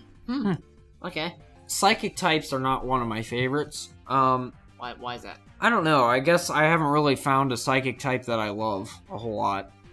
Now, isn't Mewtwo Psychic, right? Yeah, he's an exception. He's an exception to my reasoning why I just don't like Psychics. Why do you not like, is there a reason why? There's just not a whole lot of Pokemon that are in the Psychic type column that I care for that much. There's more just like because of their battle strategies, or just how they fight. It's not so much. It's not so much the strategy. I love Psychic attacks, but the Psychic Pokemon themselves are not very attractive. There's not that many ones that are like, oh, he looks really cool. Yeah. Mewtwo is like one of those exceptions that's like, man, he is awesome. Yeah, because his attacks, his defensive Psychic attacks and his offensive are just awesome. He has a way of just, probably because he's built by scientists, it's been amplified, but So offensively, Psychic-type Pokemon and moves have been very popular since Generation 1 due to their typically high special attack and being resisted by only two types, including themselves. They are super effective against fighting and poison types, the latter of which is otherwise strong defensively and the former of which tend to have low special defense. Okay. The biggest drawback of Psychic-type moves is that they do not affect Dark-type Pokemon, although this weakness can be removed with Miracle Eye. What? Which I'm not quite sure what Miracle Eye is. Might be an artifact or something, that's what that sounds like. Let me look at it real quick. Miracle Eye, let's see if it has the description, is a non-damaging Psychic-type move introduced. Oh, it's a move. Yep, so it's just a different move there. Okay. Pretty much all we need to know about it. Yeah. However, this is not always necessary, as many Psychic-type Pokemon can learn moves super effective against dark types, such as strong fighting type moves like Focus Blast, which is a pretty cool move. I like that one. And Dazzling Gleam, which is very powerful. Fairy type move. Psychics also have access to a wide range of special moves from nearly every type, which can make their ghosts and bug weaknesses ineffective. When psychic terrain is in effect, the power of psychic type moves are increased by 50% if the user is on the ground. Oh, can you imagine how powerful Mewtwo is and then just having sit on a psychic terrain? Like, he just goes, oh my word. Like, crazy. Now, this is interesting. I have a question. Okay. And I don't even think, you probably can't answer it either, but it's a question. In the games, one Pokemon can only learn 4 moves at a time. If that Pokemon is wanting to learn a new move, you have to pick and choose what you want to delete and add. But what about in the anime? Do you think they only learn 4 moves at a time? It sure doesn't seem like it. It just seems like they have a lot more than 4. I mean, like look at when in Pokemon Origins, just when Red is battling Mewtwo. He has a bunch of moves that he just throwing out left and right, with no real regard for him trying to limit, you know? Yeah. So that's just... I don't know, but it also seems like, for example, when Ash is using Pikachu throughout all the generations, he doesn't always, like Volt Tackle, there was a point at which he didn't use that anymore. You know, like, he only used it for, like, one generation, and then maybe the it's next one... Maybe it's just because Pikachu was like, hey, this is really powerful, I shouldn't be using this really Because then he continued moving on, like, Electro Ball, that was added, and then it kind of phased out Volt Tackle. And which is kind of stupid. I really like that move. That was a cool move. Yeah, and same thing, I like Iron Tail, especially in the Black and White series, because the way they animated it, they made his tail, like, turn iron, and like it was silver like silver, and it was just like ching, and that's then... That's awesome, it's like a sword, that's so cool. Yeah, the way they animated each attack in that series was great. Good job, guys. You know what, I think Black and White has the best animation out of all the series. That and... Do you think you would agree? Yeah, that and the Kalos region, those two had really good ones. Now, Sun and Moon they don't concentrate so much on the animation of attacks in that one. Yeah. Yeah, but anyways. So, that's pretty much it for Psychic types. Now we're on to one that has Geodude. Oh yeah, one of my favorite Pokemon, Geodude. Geodude. So, you want me to go ahead and do defense, and since you did defense last time? Yeah. Alright. If you want to. Yeah, sure. We're under Rock type, just so you guys know. Yeah. You have to even say that. So the rock type is rather risky defensively, which is interesting because you'd think it's a rock type, so you'd think that would be very strong. Yeah. So tied with grass, rock types have the most weaknesses of any type, with 5 weaknesses. Jeez, that's a lot of weaknesses. And it's a rock Pokemon. You would think that it would be pretty strong. Sorry, Brock. Sorry. All your training doesn't mean crap. The fact that rock types on average have mediocre special defense makes it harder to survive against its weaknesses due to grass and water type moves, which are typically special in nature. Double weaknesses among rock types are very common, particularly to the fighting type. Their typically low speed stat also makes it harder for them to outspeed sweepers. Hey, I have a joke here. That's what I was thinking of. If Brock stopped dreaming about Nurse Joys and Officer Jenny's, he could probably find out weaknesses for his Pokemon. I mean, come on, man. Jeez. Stay on track here, Brock. However, as rock types have overall high defense... Wait, what? Wait. Whoa. Didn't you just say that? Did they say they have lower defense? They have the lowest defense. And then it says it has high defense? What? That's all I think that's a typo. That's a cop-out. That just... It doesn't make any sense. They literally just said one paragraph ago that they have the lowest defense with a weakness of 5. And now you're telling me... That's high defense? That doesn't quite make any sense. That's like something that one of those professors would say in the anime. I think that was a typo. Did a professor write this? I don't know. I want to contact whoever wrote this article. Oh my god. Stop laughing, that's too funny. I'm very confused now, but let's continue. However, As rock types have an overall high defense, apparently. This allows them to take physical hits and stay on the field as long as they need to. Okay. That's Rock so types weird. have key resistances to fire and flying, which is obvious. Yeah, that makes sense. That's right. And the type is one of only 3 that resist normal. The other 2 being steel and ghost. Whoever wrote this article, you're an idiot. Why would you need to resist normal? It's not very powerful to begin with. With ghost types being completely immune to normal attacks. The special defense of a rock-type Pokemon is increased by 50% during a sandstorm, in addition to being immune to the damage caused by it. Furthermore, the ability Sandstream, which is a new one on me, is used due to its previously common ability that changes weather. Moreover, most rock types can learn Stealth Rock, an entry hazard move that damages opposing switch-in Pokemon based on the type effectiveness against rock. That's another type. What said entry hazard moves? Man, jeez, that dude. You need to fix that section. I don't know what was wrong with that paragraph, but it didn't quite sound right because they just said that it had the most weaknesses of any other type of Pokemon with 5. Yeah, and then they go on to say that it... an overall high defense. That's like some Cleveland... Well, if you think about it... That's like some Cleveland Browns logic. Well, think about it here. It kind of makes sense. Why would they say that? I mean, if you think about it, it makes a little bit more sense when you think a little bit. Why? They're saying that rock-type Pokemon have the most weaknesses, but they have a high defense. Like, a high defense in general? In general, they do. Okay. So I guess that makes a little bit more sense, but... Okay, they're more susceptible to very specific things, but overall, they're... Okay.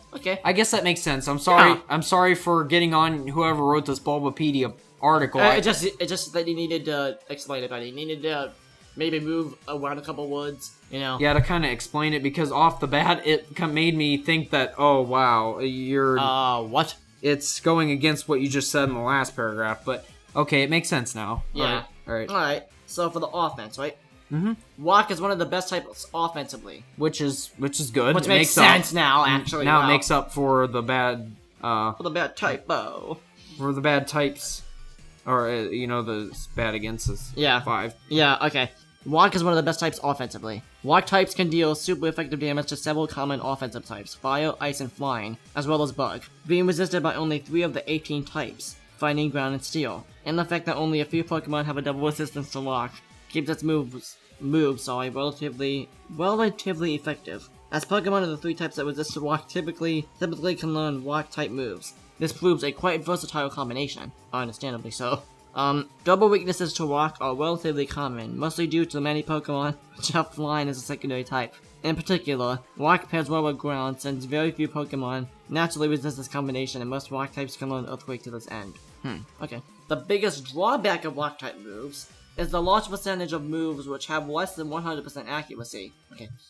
In particular, the commonly used Rock Slide and Stone Edge. Most rock types are physical attackers, but the few special attackers among them must contend with the extreme scarcity of special rock type. Most rock types are physical attackers, but the few special rock type and special rock type attacks, as there were only 2 such moves: Ancient Power and Power Gem. So I got lost there, jeez.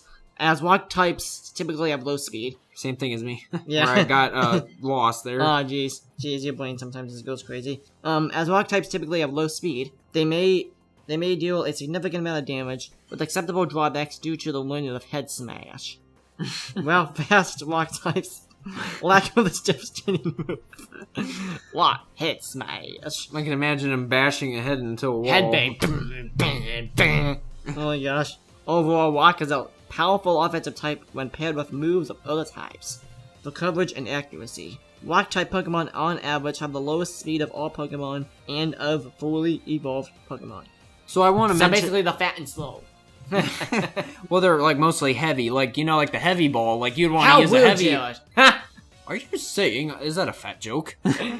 Okay, so I want to mention something. When it goes back to the 100% accuracy, which is less than 100%. Accuracy is like where in the game, that aspect of it is where if it's less than 100% accurate, it may not deal a super effective attack. Like, it might not be a direct, where it says direct critical hit? Oh, yeah. If it says critical hit, it'll be more, it'll have more Effective. accuracy, So if it says 100% accuracy, you're going to get a lot more critical hits. Oh, it should be really good. And then also, the accuracy might also play into if it, where a Pokemon will dodge it. Because if it's like 60% accuracy, they're going to be able to move out of the way probably, Nope, you're not going to hit me. Oh my word. Which, that's another thing. Like, in the anime compared to the games, in the anime, they can tell their Pokemon, dodge it, Pikachu! Yeah, and they move out of the way, but in the games, you can't tell them that. What is the... There's no dodge move. What the heck is wrong with... So the question is dodge a move, or is it just something general that every Pokemon should know to be able to dodge it? It's like an instinct that they learn is that, Yeah, because every Pokemon generally should know dodge. I mean, there's some Pokemon like Onix that may not be able to dodge a attack very easy. I know one that doesn't know dodge. What? Slowpoke. Yeah, if you tell Slowpoke dodge, he's gonna be like, huh? 5 days later. Wow, he took one step. Wow, good job, buddy. Good job, buddy. Here's a treat. 5 days later, finally eats it. Why did I do that? Oh, jeez. Man, how does he eat? That's what I want to know. We're just going off the tangent really quick. How does Slowpoke eat? Very slow. Like, if it takes some... He's kind of like a sloth. Wouldn't they die of hunger? Like, if... Technically... I think they have, like, a slow metabolism or something. Okay. I don't know, but... Anyways... Now we're on to... Ice type. Ice types. Alright, Alright, so we're gonna move a little bit quicker here. Yeah, okay. Defensively. Defensive... I would do this one, buddy. Go ahead. Oh, pal. Defensively, the Ice type is considered by many to be the worst of all types defensively. Wow, starting off harsh here, won't we? It only resists itself. And while immune to freezing, the effects of hail and sheer cold as of Generation 7, it carries weakness to fire, fighting, rock, and steel. Additionally, double weaknesses are common against amongst Ice types, especially the fighting type. As a result, most Ice types have more weaknesses than resistances. Despite this, the defensive capabilities can be enhanced by using Aurora Veil during a hailstorm, as it halves damage from physical and special moves for 5 turns. That just sounds not OP. Yeah, that... I would not want... Ice types are okay, but it's like... You don't really need an Ice type because you can just have a Water type and then teach it Ice type moves. Yeah. Because like it said before, most Water type Pokemon can learn Ice type moves. Yes, sir. So, offense. Offensively, because the fact that double weaknesses to Ice are fairly common, especially due to Dragon and Flying types, Ice is one of the most commonly used attacking types. Ice also pairs well with other common attacking types, notably Ground, which deals at least neutral damage to all types resisting Ice and covers Fire and Steel, and Electric, which deals at least neutral damage to all types that resist Ice, while also being super effective against Water. Some Ice-type Pokemon can use a few Water-type moves, which cover their weaknesses to Fire and Rock. So, you can prevent getting completely taken out by a Fire-type. Yeah. So, that's nice. Water-type Pokemon are often compared with Ice-type Pokemon, but I mean, they're very similar. Yeah.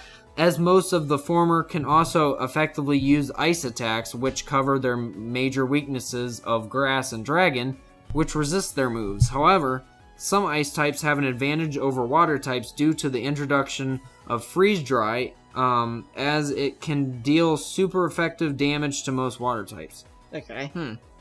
Sheer Cold is less likely to hit the target if it is used by Pokemon other than Ice types. Okay. So, yep, that's Ice type for you. Next is Bug type. Bugs. Buggies. Okay, bug. Okay, defensively, I'll go ahead with this. Alright. Bug types often struggle because of their typically low defense and weakness to fire, flying, and rock. So it seems like a lot of Pokemon have bad defense. Oh, yeah. Most of the types do. I don't know why, but it seems like it. Are they trying to teach us something? All of which are commonly employed offensively. Even their resistances to ground and fighting, the two types with the most offensive coverage, are of little use since many Pokemon of both types can learn rock moves. However, dual-type Bug/Flying and Bug/Poison Pokemon have an outstanding double resistance to fighting. which can make up for their low defense. They also have a double resistance to common grass moves and can greatly pressure Pokemon of that type. The bug type is perhaps most effective when paired with Steel. Oh. That would be pretty cool. As those two types cover each other against everything but fire. So that would be very... That's kind of a cop.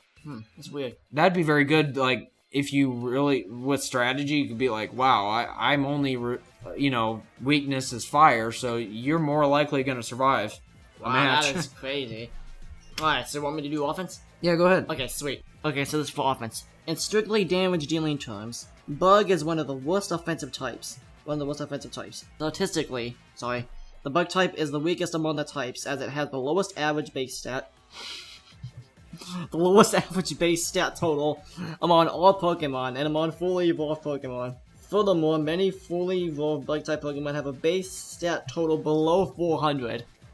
What the heck? Although they are super effective against Psychic, Dark, and Grass types, Bug types are unable to deal a lot of damage to many other types, as 7 types, Fire, Flying, Fighting, Poison, Ghost, Steel, and Fairy, resist Bug-type moves. Many Grass types have a dual type that eliminates the weakness to Bug, and most pure Grass types have well above average defensive stats, making low-powered Bug-type moves almost useless against them. In Generation 1, Bug-type can also deal super effective damage to Poison, though this is reversed as of Generation 2. The Bug-type does pair effectively with Water and Ice, but their advantage over Psychic types is compromised by the relatively common typing of Bug/Poison types in Generation 1, as well as Psychic types with Bug-resistant secondary types. However, although lacking in stats, Bug types are by no means ineffectual. I said intellectual.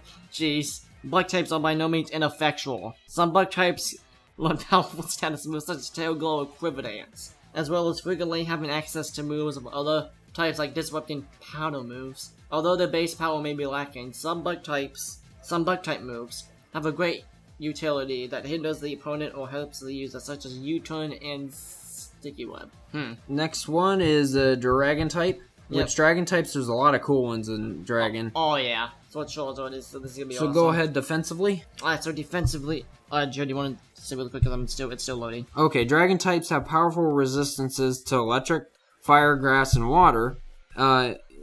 However, they are weak to Ice type, and indeed many fully evolved Dragon type Pokemon have secondary types of flying or ground, resulting in a double weakness to it. They are also weak to themselves and to Fairy, but this is checked by the general bulk of Dragon type Pokemon having all around and or high HP, defense, and special defensive stats. They can usually survive one attack of this type. Alright, I'm ready to go. You have anything else to say about that? Or is that Nope, go ahead. Alright, so offensively now. Offensively, the Dragon type is statistically the best type overall, as many of them are pseudo-legendary or legendary Pokemon with above 600 base stats total. Wow. Offensively, Dragon-type Pokemon frequently have high attack and special attack, as well as moderate speed. Although Dragon-type moves are only super effective against Dragon-type Pokemon, the type itself has only one resistance, Steel, and one immunity, which is Fairy. Meaning, Dragon-types typically make use of strong neutral damage with the same type attack bonus. Dragon-type Pokemon also have famously wide and powerful physical and special move pool, which combined with their overall high offensive stats does give them some options against Fairy types, Steel types, and Ice types. Despite Dragon's numerous offensive advantages, however, Dragon-type moves are generally not well utilized by Pokemon that do not possess Dragon typing themselves.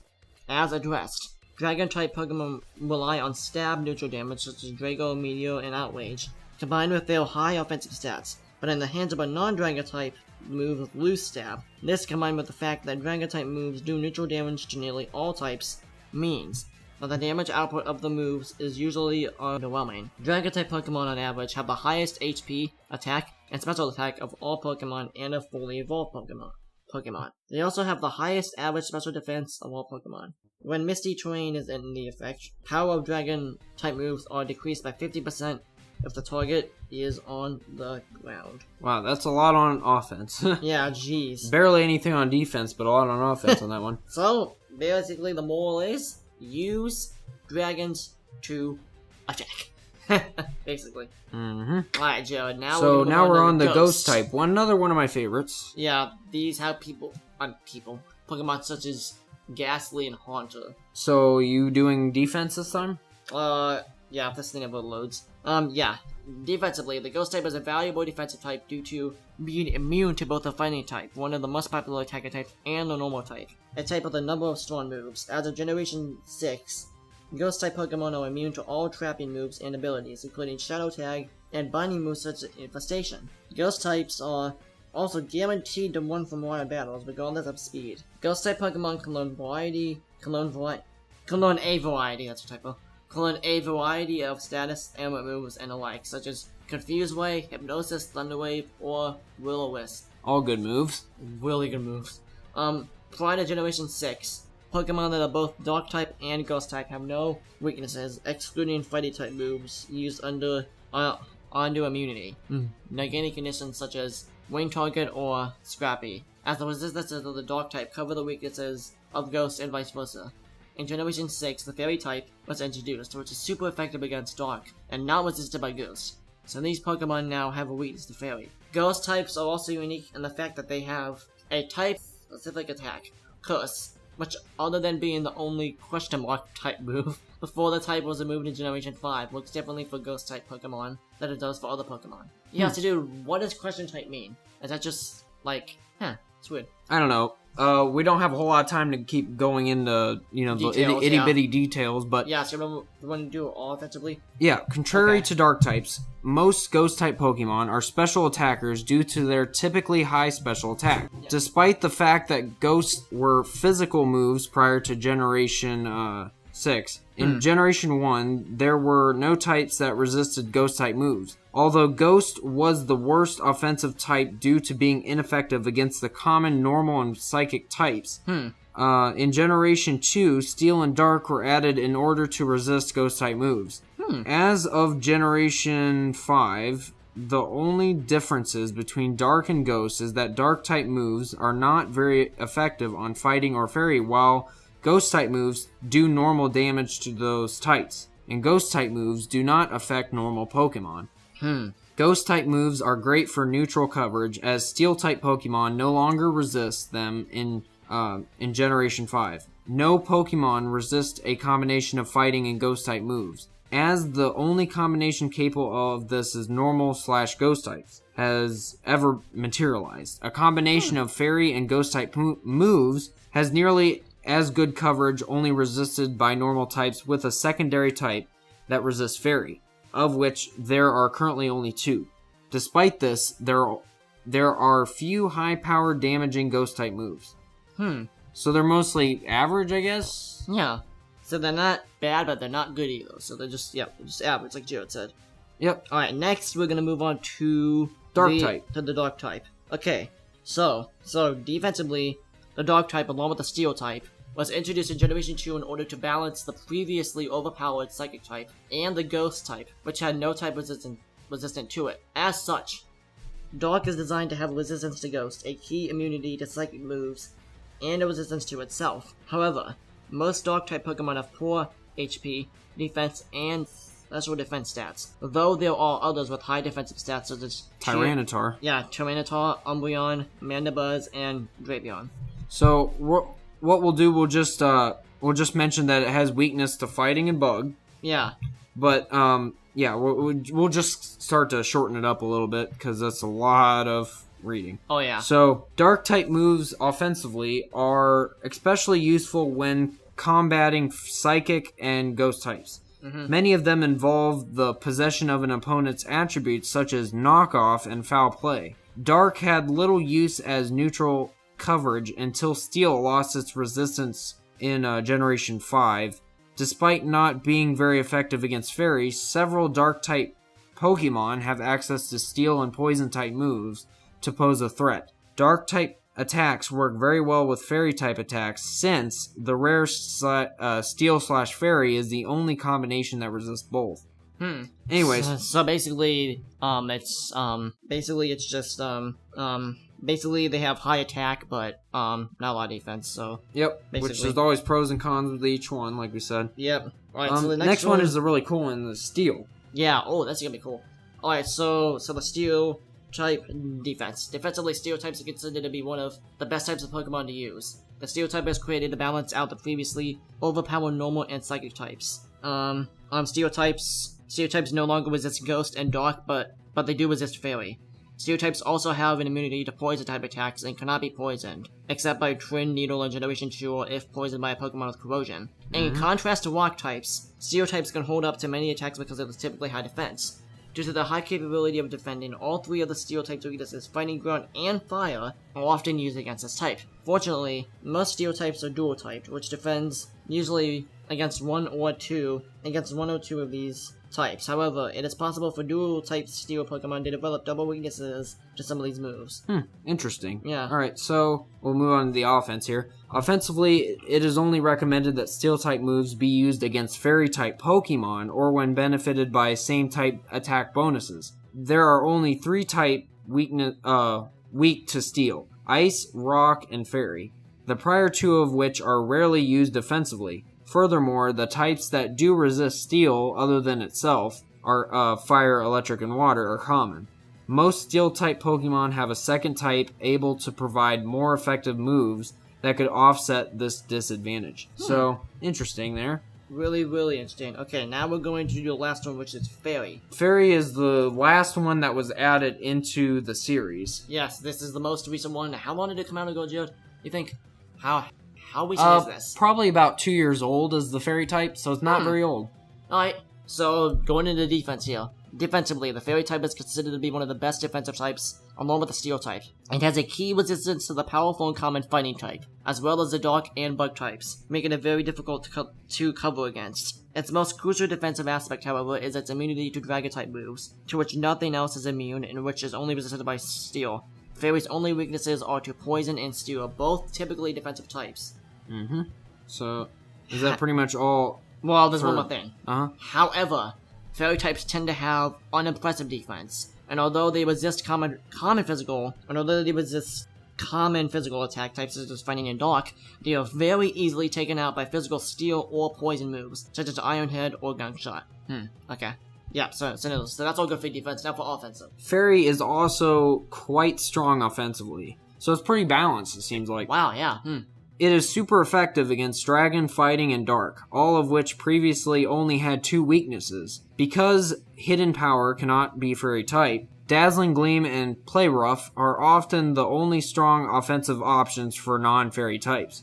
Fairy is resisted by the Fire, Poison, and Steel types. Wow. But Fire types often struggle defensively and are not super effective against Fairy. Poison also is weak to Psychic type moves, which Fairy type Pokemon are frequently able to learn. Let's see if there's anything else on that. That's Fairy type Pokemon on average have the lowest attack of all Pokemon and the highest special defense of fully evolved. Interesting. Wow, okay. That is all 18. Wow.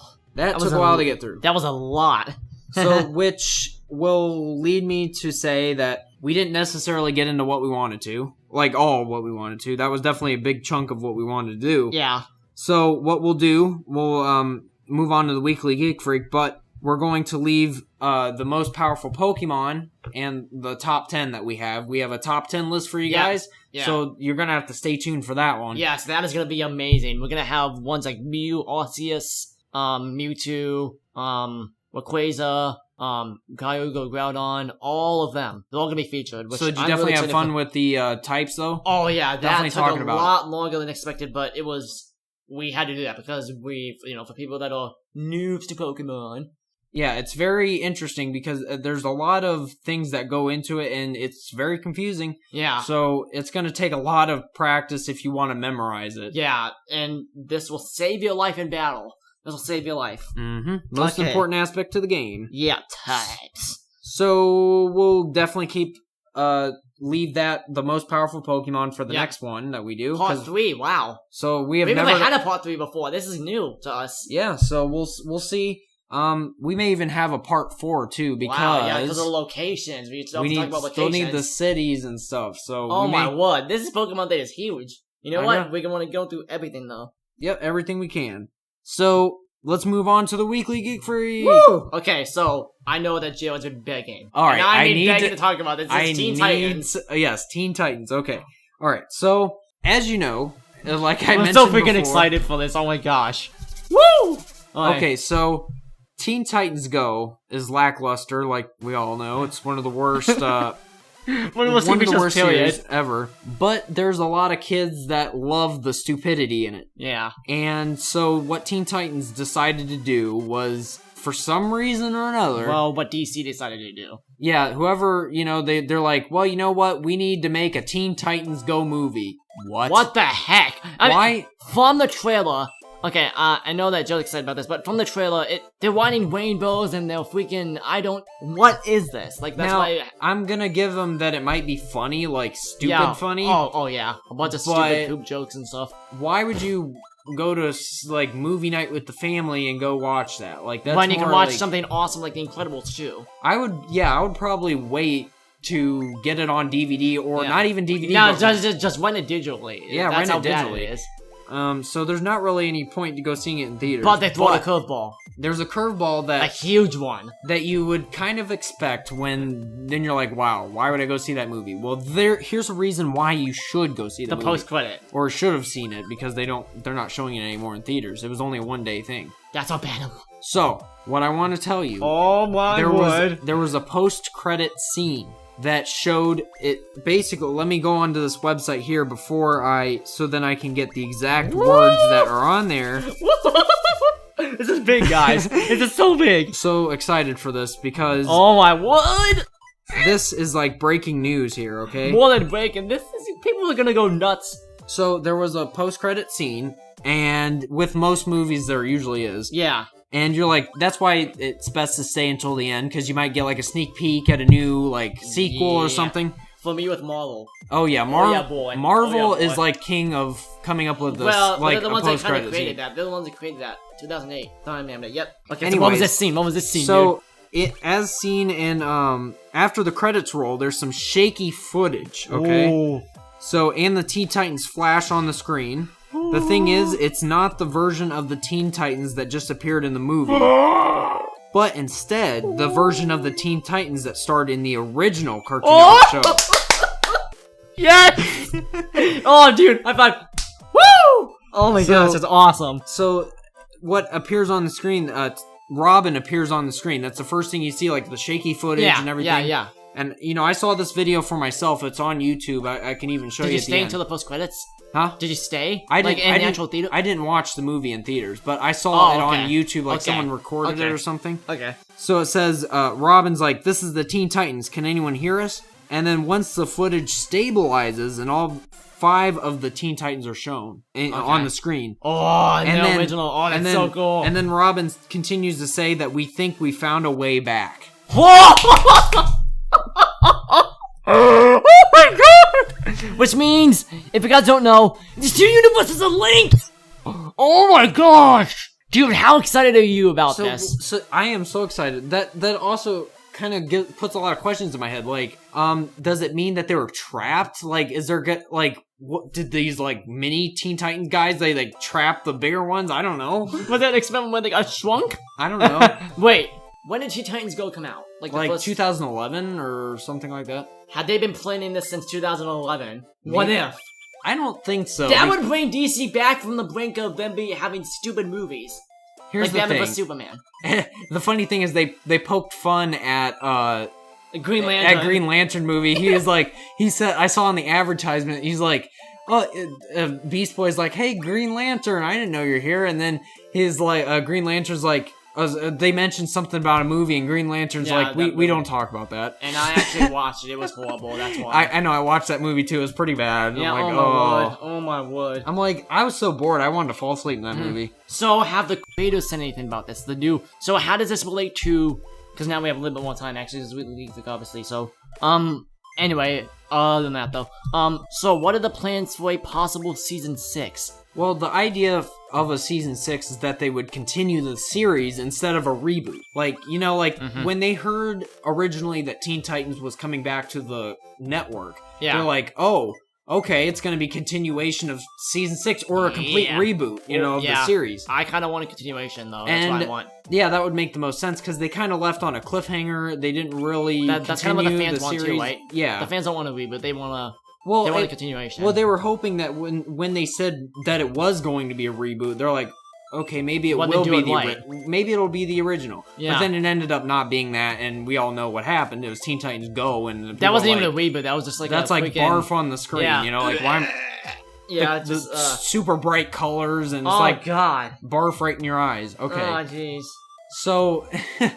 so yeah, so you this probably is have to great. be on drugs to enjoy that. Yeah, but it's aimed for little kids, and Yeah. so anyways, like I mentioned in a previously Weekly Geek Freak, I mentioned that Teen Titans was tested out on the network a while back. The original. They brought back the older episodes, they aired them on TV, re-aired them, and And it got overwhelming acclaim. overwhelming. They're like, fans are like, wow, they're showing it again. This is great. I love watching it. And then everyone's like wanting to watch the old series Yes.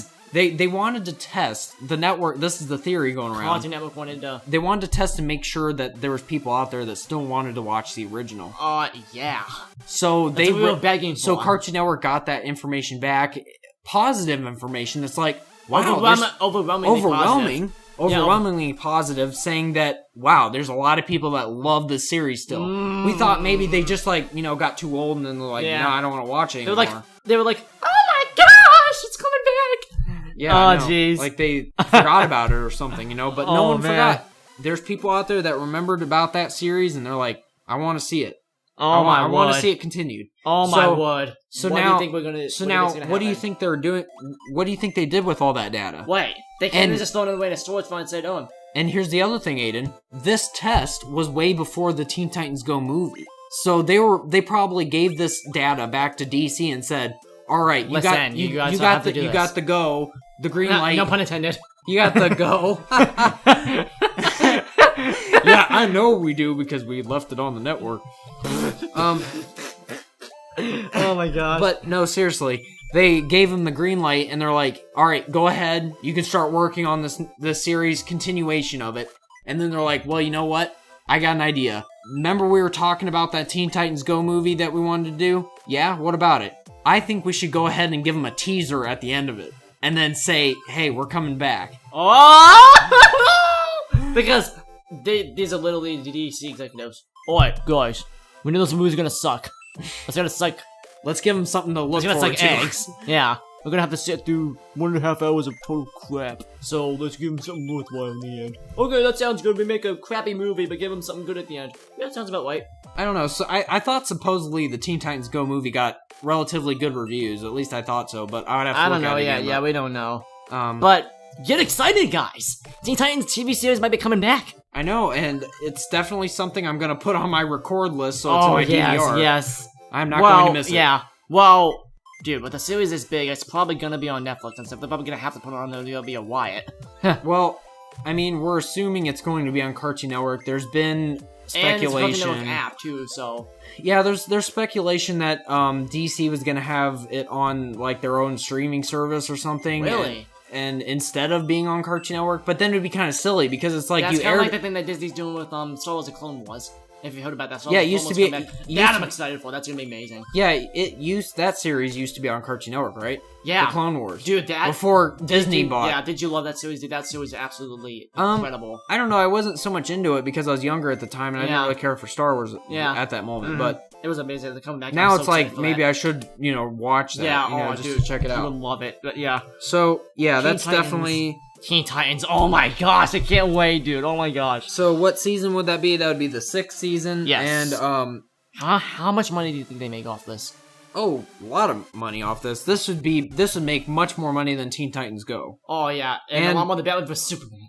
Okay, so actually, hinted before, Tara Strong, the voice actor of Raven in the show, Yeah. she gave a hint, and she's like, you guys need to go see the movie, basically. She said, wow, just so y'all know, at a movie session today, they told us that if the Teen Titans Go movie kicks all butts, they would do our show at the same time as season 6. So, just like, remember the voice actor of Beast Boy, he mentioned, yes, it's coming back. Well, Tara Strong's saying the same thing. So what, that's positive there. That, it must be coming back at this point. Oh my word! You got 2 actors saying it's coming back. Already, hey. The nail in the coffin, Jared. Mm-hmm. Look, the nail in the coffin. The actor for Robin says it. That would be the nail in the coffin, right there. Mm-hmm. That would be insane. The nail on the coffin. Well, the thing, it's interesting because it's like, you don't know if they were just hyping up the movie so then they would make people want to go see it for nothing because probably they're thinking like, wow, this movie's probably not going to do on the box office. Why did we even make it? Yeah, why? Like, there's people no one going to go see it. All right, they're like whispering to Tara Strong and the voice actor of Beast Boy. They're like, you know what? You should probably go and spread the rumor around that we're bringing back season 6 and go see it in order that it's gonna come out. That it's gonna hopefully bring season 6. But that's just the rumor there that it was just for building up hype. They're all business strategies. They're all business. So so we don't know. They have to do business strategies. Yeah. I don't know. Maybe it's the truth. Maybe it is coming back. If they did, they could do a side comic too. That'd be pretty cool. I don't know yet. The only way to know for sure is to wait for season 6, and if it does come out, if it happens, if it happens, you and me, dude, we are having a TV night. I'm spending the night over. We are watching it. We are doing a marathon. That'll be insane. It'll be great. Now, one more thing. We'll have to like marathon watch all the old series up to season 6. Yes. And before we move on to the next topic for League Freak, how do you think they should distribute this? So they distribute it on actual TV? Or do you think since more people are doing streaming, they should just do what they do with Stranger Things? Well, here's the thing. I don't think they should move it over to Netflix. I understand Netflix is a very powerful streaming service. A lot of people use it. Yeah. But since Teen Titans originally aired on Cartoon Network in 2003 to 2006, I think they should... Wow, I even remember the years. I think that they should... That's how obsessed I am right now. I think I'm excited. Jared's over here like shaking like he's had 3 cups of coffee. Which I only had 2. So I was already shaky before, but now I... Yep. Okay, so... Oh, jeez. Yeah, so we'll see. I think it should be on Cartoon Network. Okay. We'll see what... It's up to DC what they want to do, but I think Cartoon Network, since they did that test... I think it makes the most sense because that's probably what they were doing, making sure it would work. Yeah, for sure. So what's the next thing we should talk about, Aiden? Okay, this is awesome. This came out 5 days ago. This is... hey, not yet. Yes, 5 days ago. Shut up! Jeez, I'm just kidding. Okay, so, big news. We have more PS5 news. Oh my goodness. PS5 release date. Oh, a release date too? Everything we know about Sony's console. Okay. This is amazing. Having launched in November 2013, the PS4 has already been on the market alongside Xbox One for almost 5 years. Of course, we've had iterative upgrades of PS4 Pro and Xbox One X. Which are kind of silly, because honestly, in my opinion, I don't like that, because it's kind of like the iPhone, where they say, well, here's the iPhone 6. Well, here, you want the iPhone 6S? It's the next step up. But then, why not, like, if you get the iPhone 6, there's no point in getting the iPhone 6S. You should just wait for the 7.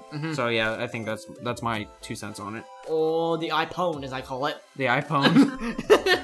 Oh, that was classic. Phony baloney. Oh, well, PlayStation boss, John Cordova. Love that man. Confirmed in the most recent Sony corporate strategy meeting. Oh, wow. Fancy. That's an attractive name. That PS4 is nearing the end of its life cycle. No, they're gonna kill it off. Oh gosh. This doesn't mean... It's gonna be a slow, painful death. Oh no, my baby. They're gonna sorry. Wait, what? Wait. No, I was just being silly about it. No, please. Say what you're gonna say. They're gonna like kill off its babies, and then it won't be able to reproduce more PS4s. So they're just gonna we're gonna cut it off from the source. Like Classic Clans going into a village.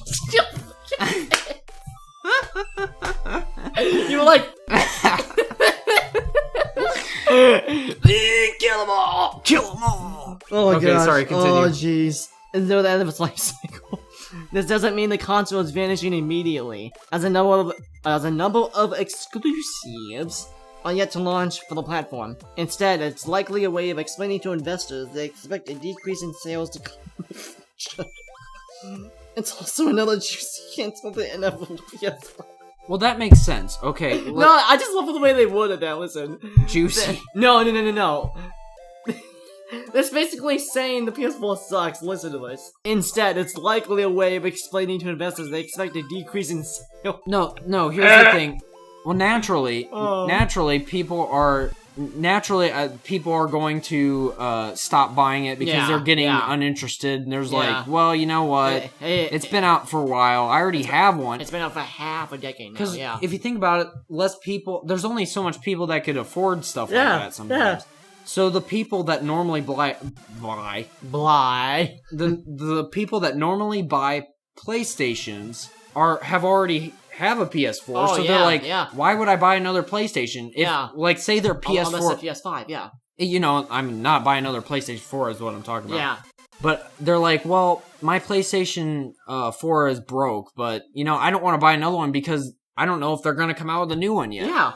So they'll be like, well, I'll just wait. So, obviously, the sales are naturally going to go down, so that makes sense to me. Yeah, oh gosh. So anything else on that? Yeah, I have a whole little section to read. In other news, a Kotaku report states the PS5 may not arrive until 2020 at the earliest. So, it's still in earliest stages. Which may disappoint some, but it's hardly surprising considering how successful Sony has been of late. This is just a decrease in sales, that's another thing. Well, no, they say, like, naturally that's what's going to be happening to it. Okay, I mean, with any console.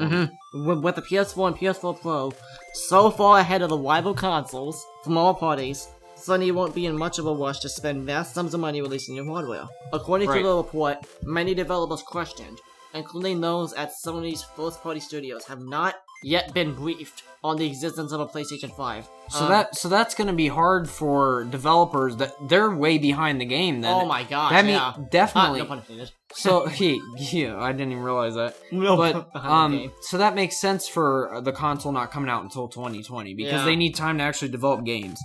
Shrio writes, in summary, there was information about the PlayStation 5 floating around at both first and third-party companies, but it's far more limited than it would be if the console's release was imminent.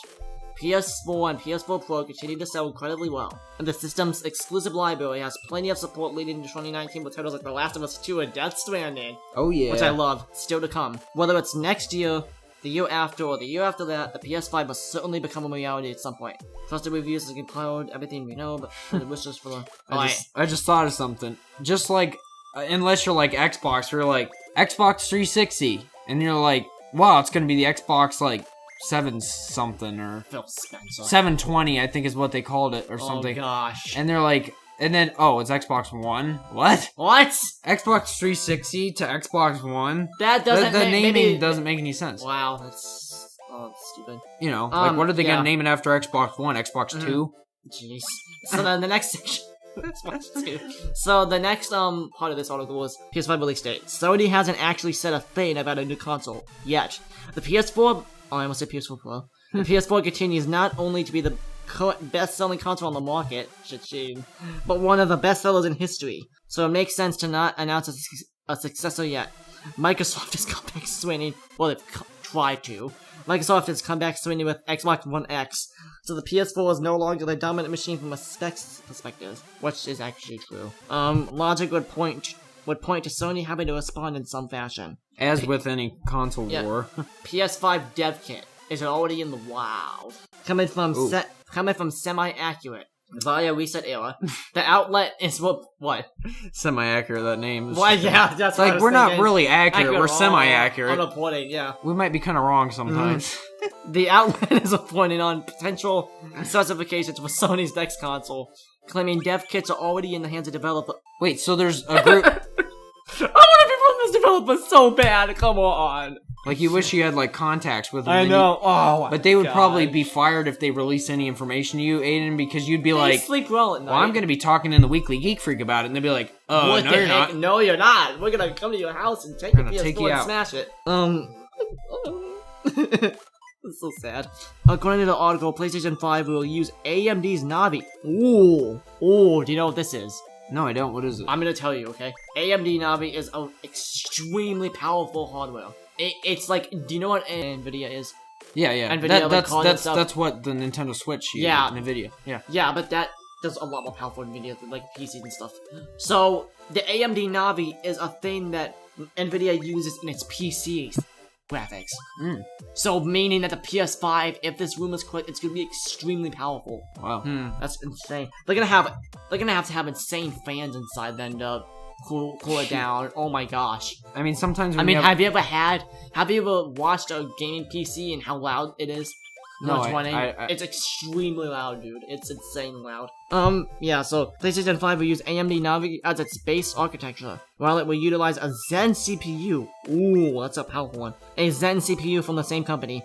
Virtual reality goodies will be baked in at a system level. If true, this suggests Sony has no plans to abandon PlayStation VR in the coming years, which is good. It's really good. Joe, do you want to kind of talk about why that would be good? Because the idea is that VR is going to continue to become more popular as the years come on. Now, coming from a Nintendo's perspective on virtual reality, really. First off, they need to start getting into it. Well, Nintendo, they've been questioned about it. Before they're like, are you guys gonna start working on a VR thing? And they're like, well, we don't really see it as that popular right now. That's what they said. Their statement is basically, we might look into it, but... Is that true, though? Is that true? That it's not really popular? Yeah, I mean, I don't think that's... I think it's starting to build up, but I don't think it's quite there yet. That's what PlayStation's like... It's not like Ready Player One yet. Well, I think Nintendo's kind of learned their lesson with the first VR thing they tried with that, what is it called? The red console, the one where you put your head up to it. Oh, you mean the Power Glove? No, not the Power Glove. It was the, oh goodness, that slipped my mind at the moment. Yeah, it was just a really bad... But it was like Nintendo's VR. They did it in like the 90s or something. Yeah, it was really... The head tracking was horrible. But no, it was that it gave people like headaches and stuff. It was really bad. Oh, it gave them nausea probably too. And that was one of the worst consoles in all of console history, basically, because they stopped selling it within like a year or two. Jeez. So, yeah, I think Nintendo's kind of learned their lesson with that, and they're like, we're gonna wait this one out and see how PlayStation the other does. Companies do. That's kind of like what was PlayStation did with when they saw Nintendo doing well with the motion controls. Yeah.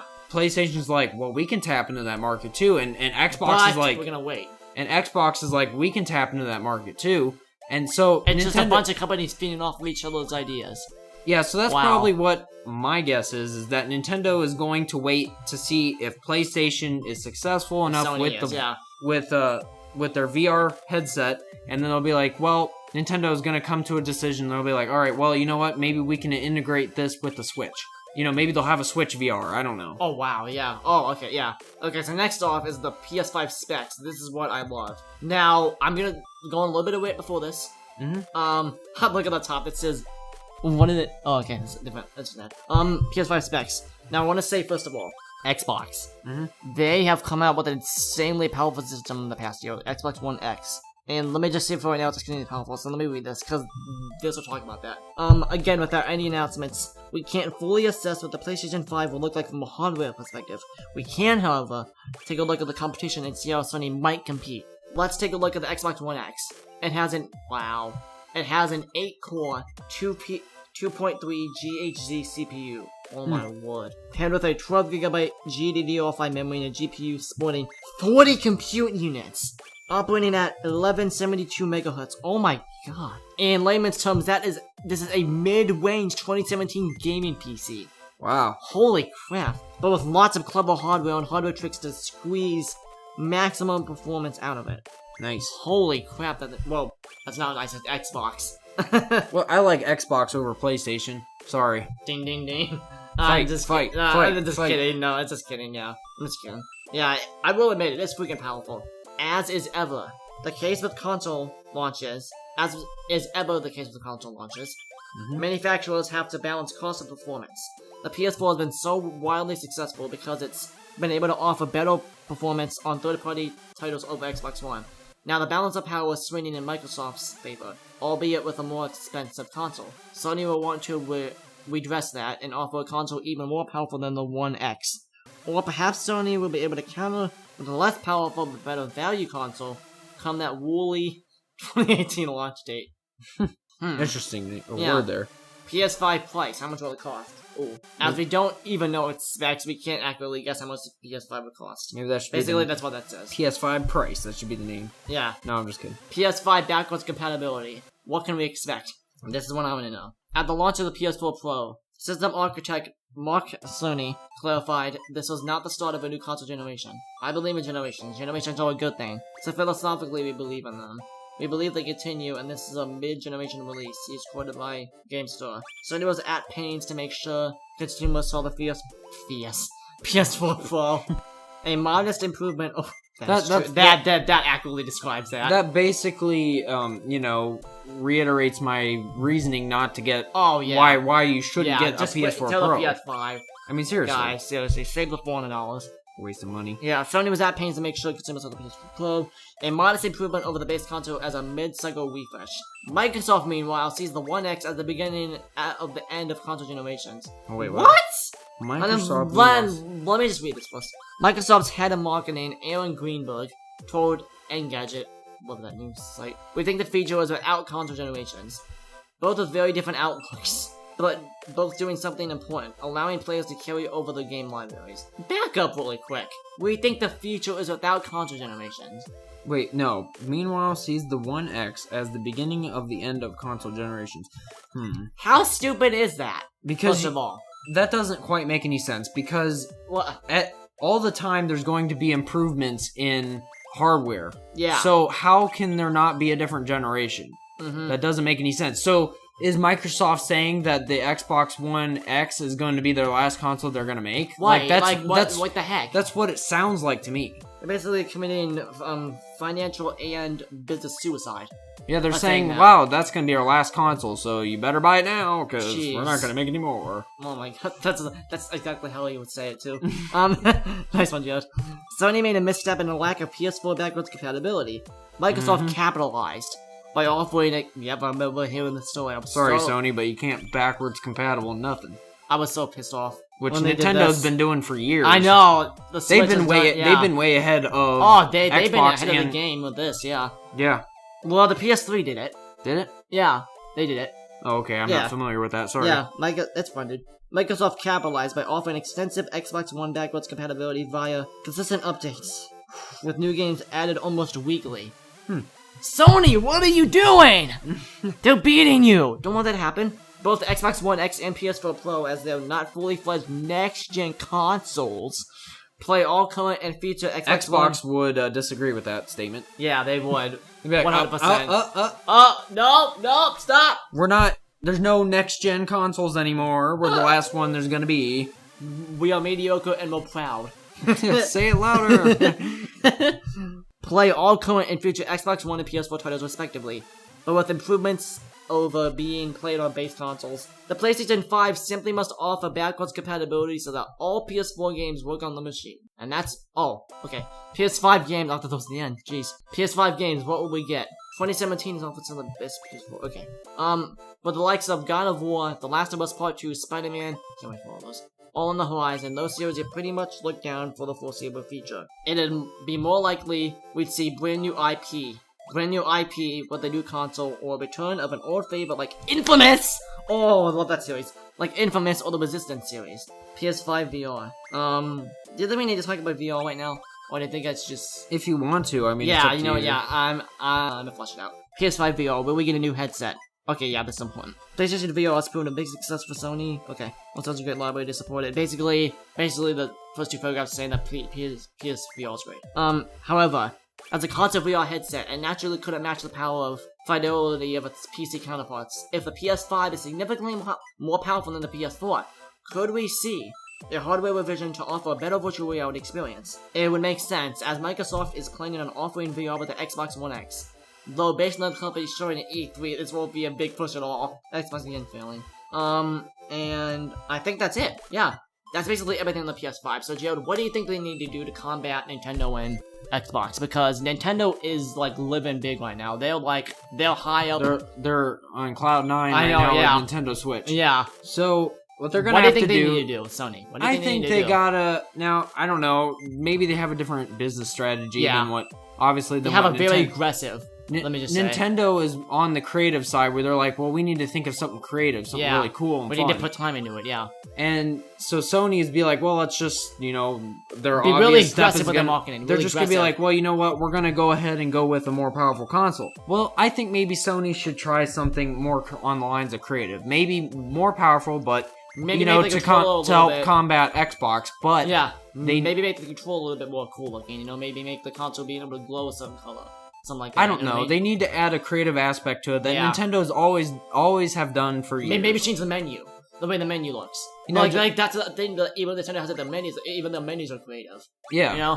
So I think that they can just change something and be more creative for once. And I don't know. Maybe what would you see like realistically? Because they can't. Maybe they can do a holographic thing, but maybe So like, what type of content would you like to see from Sony? What type of look would you say? Okay, I'm buying that. I don't know. I mean, obviously for me, and it's been a thing that has kept me from getting a PlayStation for years, is that the fact that I hate the controllers. Yeah, the buttons, like the X, No, it's not so much that, but it's, well, maybe that too, but... just like the layout of it? The layout of the analog sticks, they're on the bottom, and I hate that. Because I got hands that, I want to put my thumbs up, not down. Yeah, but maybe... Now, not to be, I'm actually asking you. You have big thumbs, right? Yeah. Yeah, so you have to reach to, use the analog sticks, whereas my thumb is kind of smaller, so I guess the bottom is okay for me. I don't know. It's just a preference.